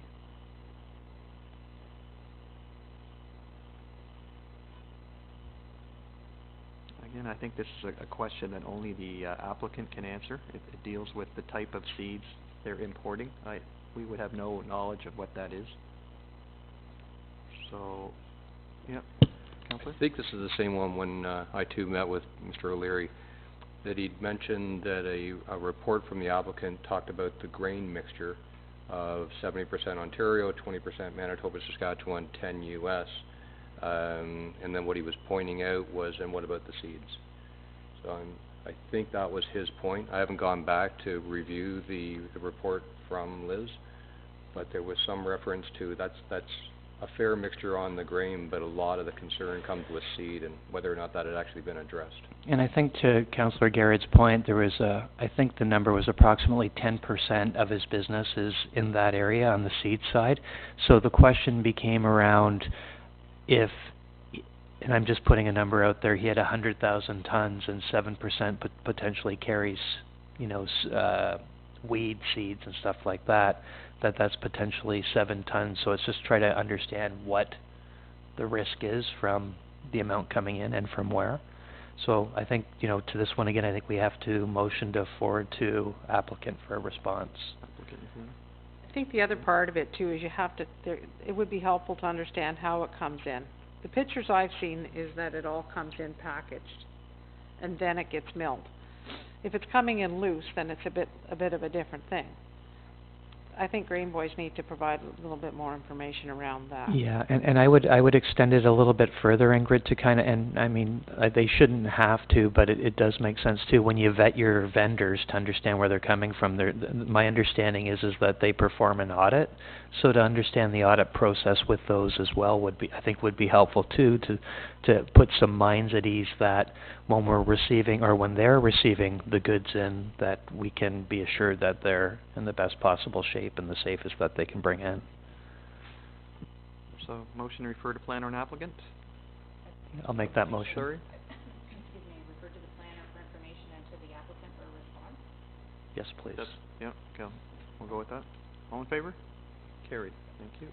Just do that though, do you want to put a deadline on the response? If everything is coming on Monday night and council's being asked to vote, I think that we need, these questions should all go to Grain Boys and Liz right away, and that you want a response, if they can have a response before the agenda goes out. Yes. Because then it can be included as part of the agenda, and then everybody can see what the responses are. And I think the fire department, I did forward the David O'Leary, letter already to Phil, and I have a response. Okay. But we'll just try to get it out in advance. Yeah, okay. Okay, thank you. 69. Did we vote on that? 68? No? Okay, all in favor? Carried. Thank you. 69. Dale Mountjoy, in support of the Grain Boys application. Questions? Just a question, Councillor is Garrett? he, just double checking, is he speaking on behalf of all grain farmers in Uxbridge, and is he a local farmer? I believe so. He's also sits on the Grain Farmers of Ontario board. He's the, as you can see there from the bottom, delegate for District 12, which includes Durham and Kawartha. So,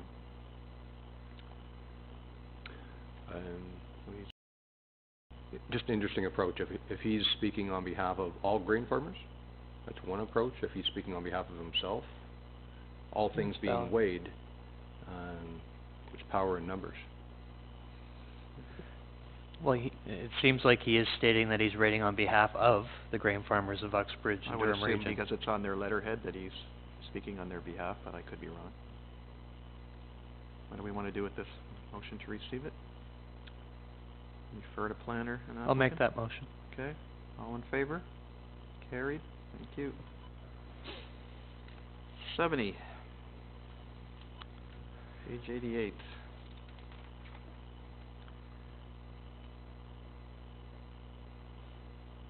Questions? Yeah, they mentioned that in there.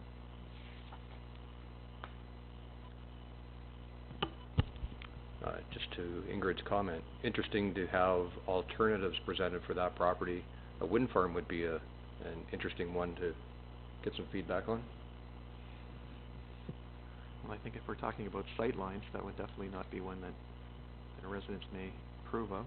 Okay. Yeah. Going back several years, I think it was before I got on council, they had a proposal for windmill north of town, and it was very contentious because of what it was. So yes. Anyway. Okay, what are we doing with this correspondence? Councillor Garrett, do you want to make a motion? Just a motion to receive. Refer to planner and applicant? I'm not sure it's going to the applicant. Is there I think just for the file, we should have it referred anyway. Okay, but just not, to Deb's point before, not looking for a response on this, I don't think. I don't think there's much that they can respond to. No. Okay. Enforcement, but that would come under different jurisdictions. Yeah. All in favor? Carried, thank you. 71. This is from the Ministry of OMAFRA. This is response, I think, to Mr. Richter's previous correspondence about weed inspectors. I think Liz speaks to this. Yeah, I think he's just clarifying Liz's perspective on, in her report with regards to the weed inspector, so I think it doesn't seem to be asking anything, just motion to receive. Motion to receive, okay. Any questions? All in favor? Carried, thank you. Reports to committee, DS, oh, my apologies. Correspondence 78 on your addendum. It's on page 70, it doesn't really have the page, does it?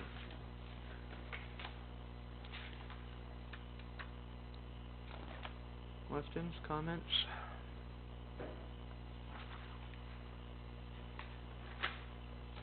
When did we get this in, Deb? Did it come in Friday? Friday? Yeah.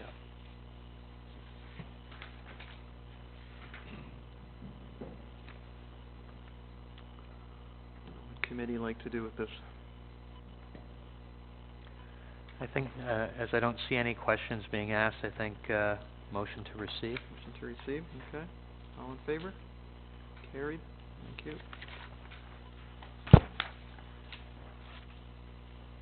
Reports to committee. DS 2019 from Liz Howson. This is regarding a consent application for 11129 concession 6. We had a delegation. Should we here. bring Councillor Beach back in? Yeah, we can bring her back in.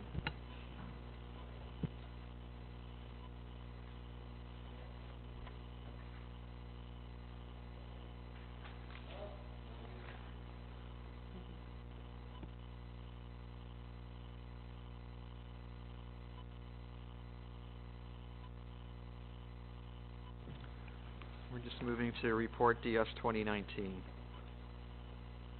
is regarding the Kennedy consent application.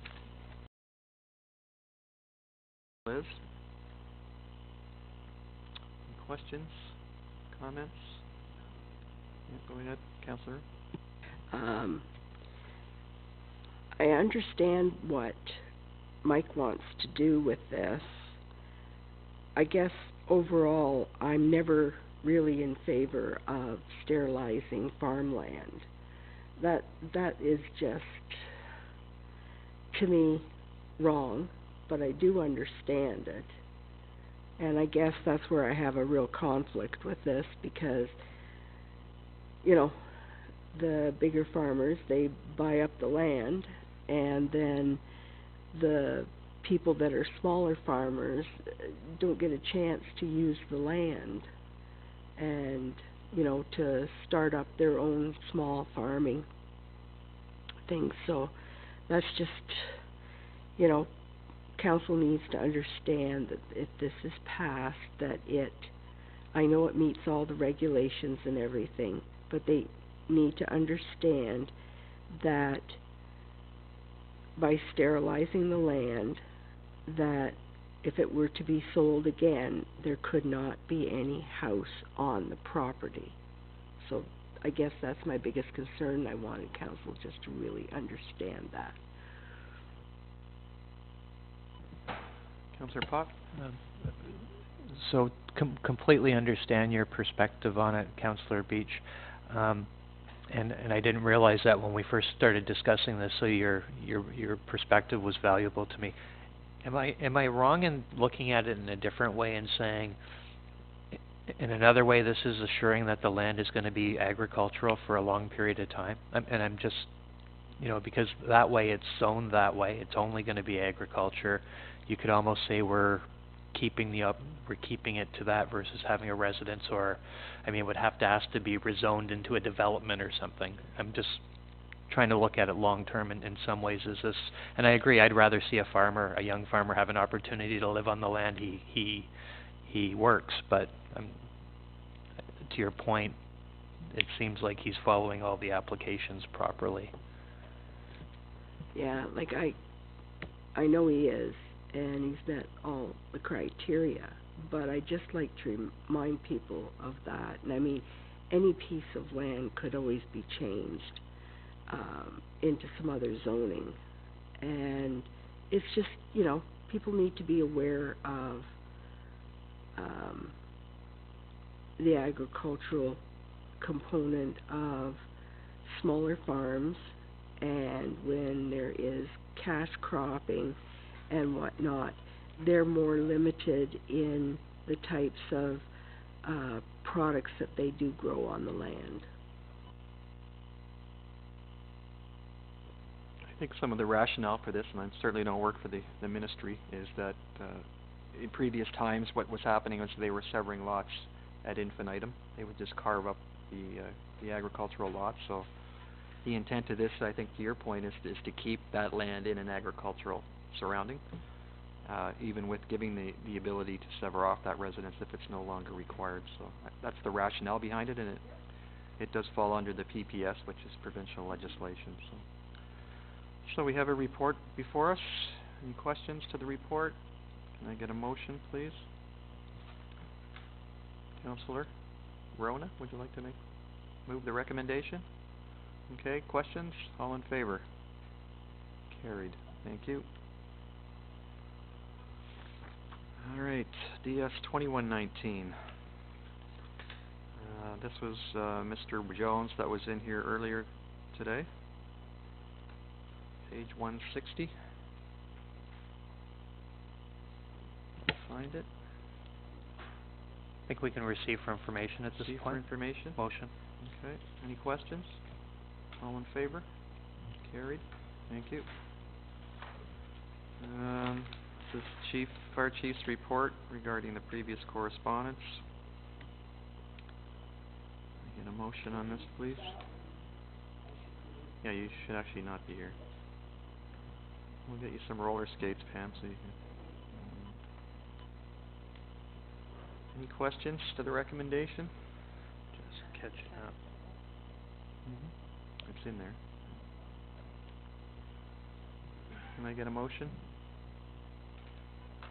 Councillor Pop? Just catching up, Mr. Chair. Page 170 is the Yeah, recommendation. just there. Turn it off. Motion for the recommendation, receive for info, and then a copy of the report be forwarded to Bev Northeast.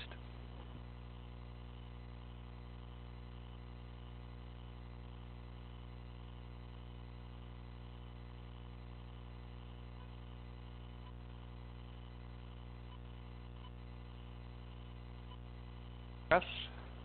No. Public? No.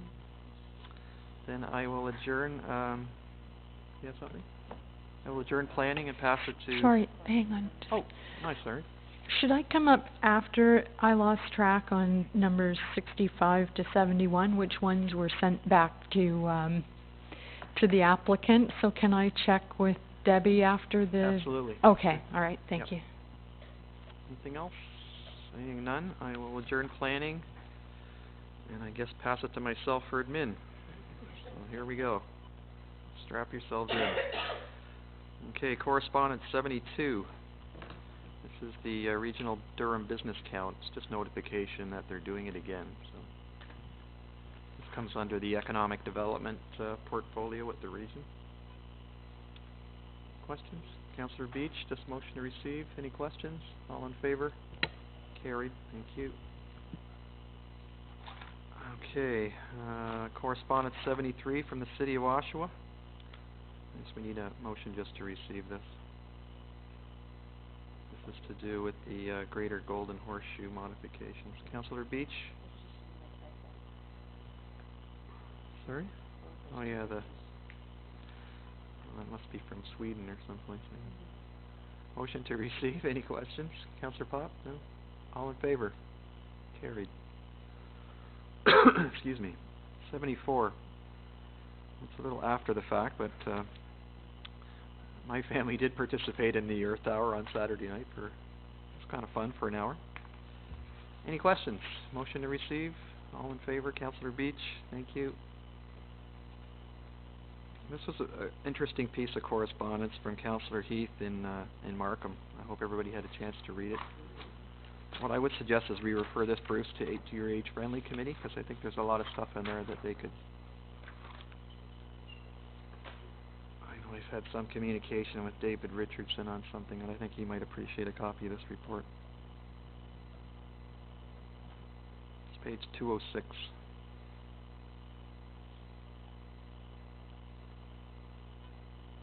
if we could get a motion to that effect, unless anybody wants to discuss it.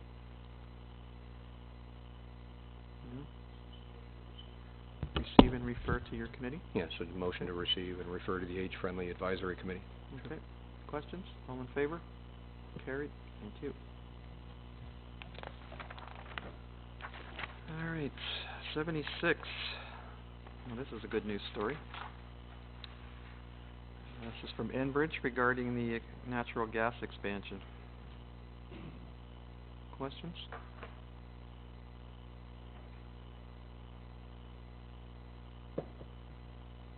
Not everybody at once. No, I think it is a good... I think everybody needs lunch. We're starting to fade here. Yeah. I think it is a good story. It's nice to see them starting to reach out and look at opportunities that way. Yeah. So I think I would make the motion to receive. Receive, okay. Questions? All in favor? Carried, thank you. Reports to committee, CAO. This is Ingrid's report. Did you want to speak to this? Anybody got any questions for Ingrid? If there's any questions, basically it's the points that I put together to help the mayor in his preparation to speak to the province. But what we're doing as well is we're going to do an online survey, and that's been launched today. And then we'll be putting in final comments in, as a submission as the township. And I put in my report that we'd be sending something next week, but I think we're probably looking at the 15th instead. What's the timeline on the survey? 23rd, or no, yeah, 23rd I think it is, we have to have Of April. comments back to them by. So if the press wouldn't mind promoting that for us, we would appreciate it. Thank you. So just a question. Any questions? So Yeah, was go ahead. this just an internal document until now that was given to Mayor Barton in preparation for his meeting? Yeah, it was an internal document, it, based on discussions that we had with the CAO group as well, and trying to get things that were more common to all. And our mayor was also involved in discussion with all of the mayors and the region in regards to positions as well. And then from there, he had a meeting with the 2 advisors from the province. I didn't attend the meeting that he was at, but these were the points that I had submitted for consideration for him to look at. So my only comment is just when there's statements like, while amalgamation is not of interest to Uxbridge Township, and then it goes on from there, I just think we need to get broader input before we make a statement. I wouldn't want to send that to Peter Bethenfalvey's office as an example. No, and it wouldn't be going there, but what it is right now is we're looking for the comments from council, and we're also looking for the comments through the online survey, and that will help formulate what the township itself will present. They were just looking for the mayors to speak, just the mayors on their own initially.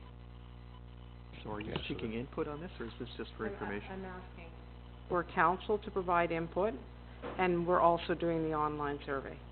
So do you want input today or on this? You can give input today, you can give input next week if you want. Yeah, I think But that at might be least better. then it starts to consolidate, because at this point, it's only been the mayor that's been involved.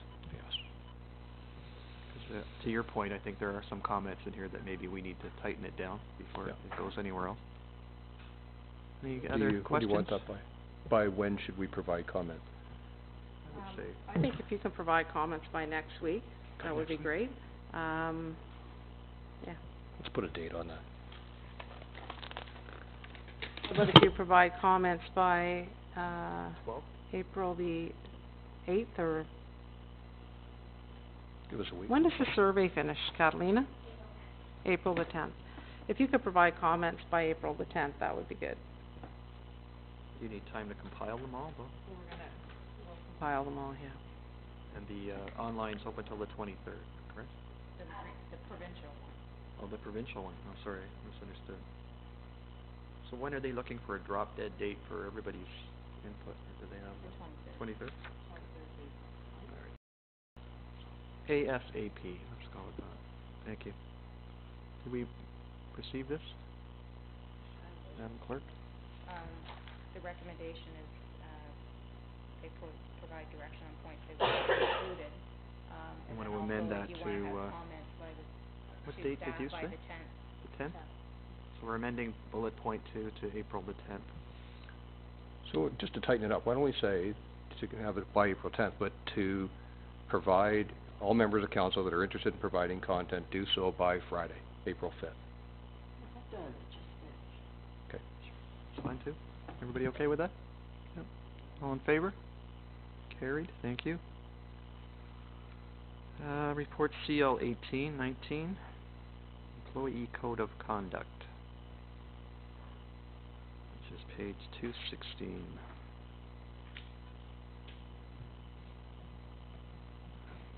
Come on down. Just overall, this reflects the council code of conduct, does it not? Yeah, it certainly mirrors it. Is there anything in here that doesn't appear on ours, or that is really should jump off the page to anyone? No? No, all changes, as you can see, have been put in red as the code. There was already an employee code of conduct, and this one's Yeah, just been it's just updated. been revised. Okay. Anybody have any questions? No? Yes, I do. You do? I do. Of course, you always have. Of course I do. First off, Catalina, another fantastic report. So, great job. What, did you not do it? No, I did. I just, thank you. No, I think you did a great job of Debbie helped. the wording, and Debbie, okay. Just gotta get right down to a page. So, we've had some discussion even recently in council, so, about, transparency, and, we dealt with an issue just last week, and Councillor Snooks was contacting one of the developers about meeting us as a group and not individually, and whether or not, was a lunch, and Ingrid, you spoke up really quickly about a lunch wouldn't be appropriate for that type of discussion. So I just want to make sure I'm on the right side of the rules here. So the rule is take nothing over $25, and that would include any lunch that's beyond a fast food place. Okay, any lunch beyond $25. Is that what that's saying? Any value of anything over $25. So this is for staff. So in the council code of conduct, there is no value put in there because we left it sort of at the discretion of council to decide for themselves, but it is in there for staff. But I thought this was your point a minute ago. Maybe I missed it. I thought this said, all members of staff, including that we fell into that. Did it not? It's just staff. Okay, I misunderstood. Okay. Any other questions? No? Well, thank you. It is an excellent report. Did you want to make a motion, Mr. Garrett? To move the recommendation? Okay, well, I'll make a motion to accept it and have it, whatever we need to do as far as I'm not going to jump on that one. Just move the You recommendation. take the wording for a staff issue. I'm not going to try to be the staff guy. Any questions? All in favor? Carried. So now that You're it's been supporting your own motion? Sorry, go ahead. So now that it's been formally passed by council, we will be ensuring that all staff receive a copy of this and that all the directors have it as well to make a presentation or do whatever they need to do to ensure that all staff are aware of this new code. Great, thank you. Any unfinished business? Any other business? Questions from the press? Yes, go ahead, Eva. You have received a lot of correspondence about this Amendment 1 to the growth plan, and I just quickly looked up what is there, and there's a lot of implications. This is the employment lands. This is expanding urban boundaries when intensification calls for it. I know we're bound by our Uxbridge Brook problems, but I don't believe that that big sewer pipe will ever completely die as long as there's the opportunity to expand the urban boundaries and can, make the town a lot bigger somehow. Where there's a will, there's a way. Are you, as a council, planning to comment on this proposed amendment as indeed the other municipalities have in your correspondence? Has staff had any? You haven't directed? Okay. Well, there's kind of two parts to it. There's this piece, and then there's the Envision Durham, which basically will reflect what we are doing as a region. So if council wants to go down the road and submit our own, that's fine too. I would totally support that. But the region is doing it as well, and you can get that off the regional website. But where the regulations or where the rubber meets the road will be on any official plan amendments that we have to do or that the region has to do to make what you're talking about happen, I think. So this is sort of the precursor, if I can call it that, and then the MCR will be the actual piece that will change our dynamic, if you will. So, do you want to comment on that at all? No? Okay. Thanks for your input. So Does that answer your question? Well, I'll see if I have the understanding correct. Okay. So the official plan should take into account the new provincial guidelines. Yeah. The official plan should be amended to come into conformity with provincial plans. And the region is also doing sort of a municipal comprehensive review and looking at all of the municipalities within the region, looking at employment lands, rural, OP stuff. Uxbridge actually follows the region's official plan when it comes to the rural area and has our own official plan for the Uxbridge urban area. And all of that is under review right now. And the idea being that you end up being compliant with the provincial plans. What the intake is right now is they're taking comments on the growth plan. And council hasn't directed our planner to write a report on that. Council can certainly do that if that's of interest to you, and to have Liz actually write a report or provide her thoughts on what's being proposed. What are council's thoughts on that? Maybe if I could just add something to what I've said. How will the region's ultimate point of view and its effect on, for instance, rural or on your plan? So I understand that the region's plan sort of supersedes and directs your plan, right? Is that what you just said? What I said is that the Township of Uxbridge does not have an official plan for the rural area. Right. So for the urban, you have your own plan for the urban area, and then the rural area is sort of dictated by the region's official plan, and the region is having to reflect the provincial policy, right? So it's sort of a tier, a drop-down thing. So if there becomes, as a result of this, pressure to develop, do you feel that just by following the regional plan for rural areas that you'll be ready to with a vision of your own, you know? That's more of a political question, but right now, for Uxbridge, because it's in the Oak Ridges Moraine, and it's the green belt to the north, the province has put a lot of stipulations on what will be allowed in the future for Uxbridge, aside from the region's official plan. So there are protections in place based on provincial designation of lands in Uxbridge. Even the Uxbridge urban area has limits on its growth because of sewage capacity issues, right? And that's all tied now to the Lake Simcoe Protection Plan. So again, another piece of provincial legislation. The region's official plan basically has to capture, as does ours, has to capture the things that the province has put in place in order to deal with growth, whether it's the growth plan or whatever it might be. Will this, glanced at it, and I've been hearing a bit in the media about it as well, will it supersede the Greenbelt and the Oak Ridges Moraine? I mean, I think they're very keen to open everybody up for business, etc. The thing that council could do is you could ask Liz to prepare a report on her comments on the growth plan, but the growth plan isn't designed to supersede the Greenbelt. Okay. It's not. It's really more about intensification and the number of jobs that you should be expecting in employment areas, and setting targets in order to achieve higher densities, more people working in areas before you can justify creating employment areas. That's my understanding on it. That's what drives it.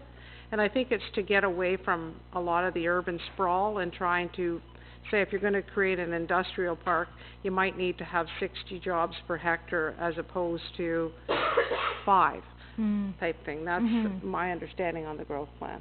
But it's more to do with intensification on lands that are already slotted for those types of developments. So if it's industrial, as Ingrid said, you want to maximize the amount of jobs that you can put onto that space.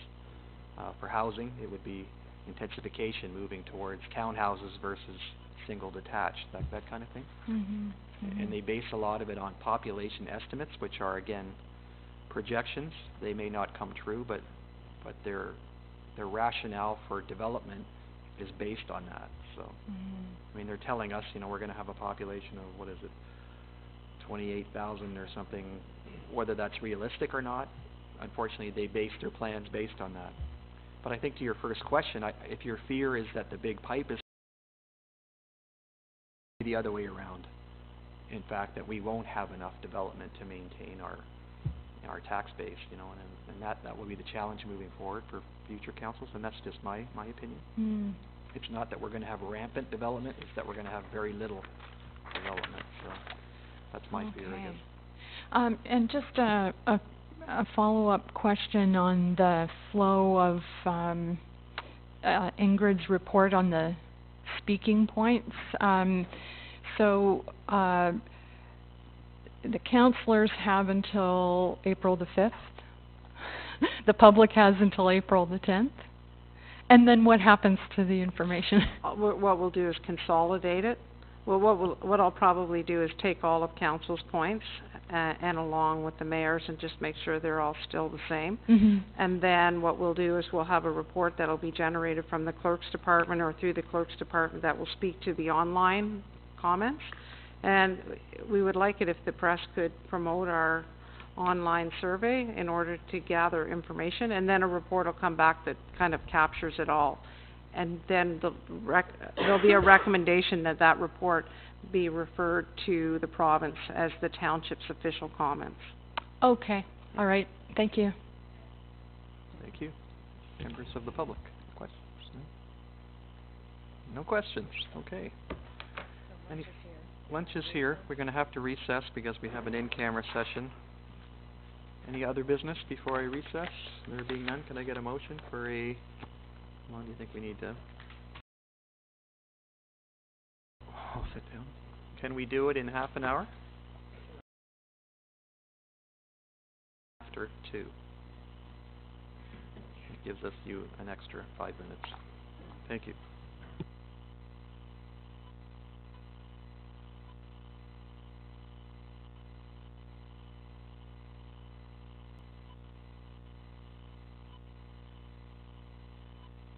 Okay, we'll reconvene. I need a motion to go in camera. Councillor Pop, I don't need a seconder. All in favor? Carried. Thank you. Okay, we're out of camera. We need a motion to support the recommendations for the members of the committees. Councillor Beach, all in favor? Do we have to read them out? I'll let you do that. And that the committee appoint Adam Ruppel, Deidre Gibson, and Brett Myers to the Pump Park Committee and Owen Talk to the Tourism Advisory.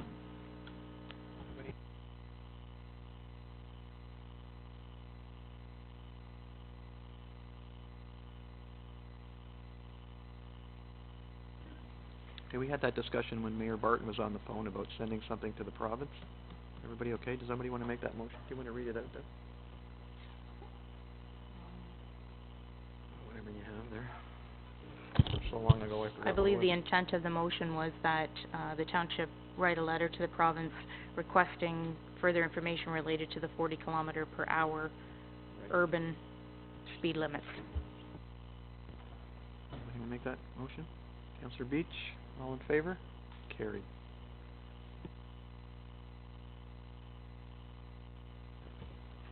Any other business? There being none. Well, just for your council's information, the region finished off their budget last week. I'm sure you probably read about it, but if you hadn't, we hit the 1.89% target. So we were actually, 2.2 was the target, so we were underneath that. So it's good news for us regional taxpayers. So.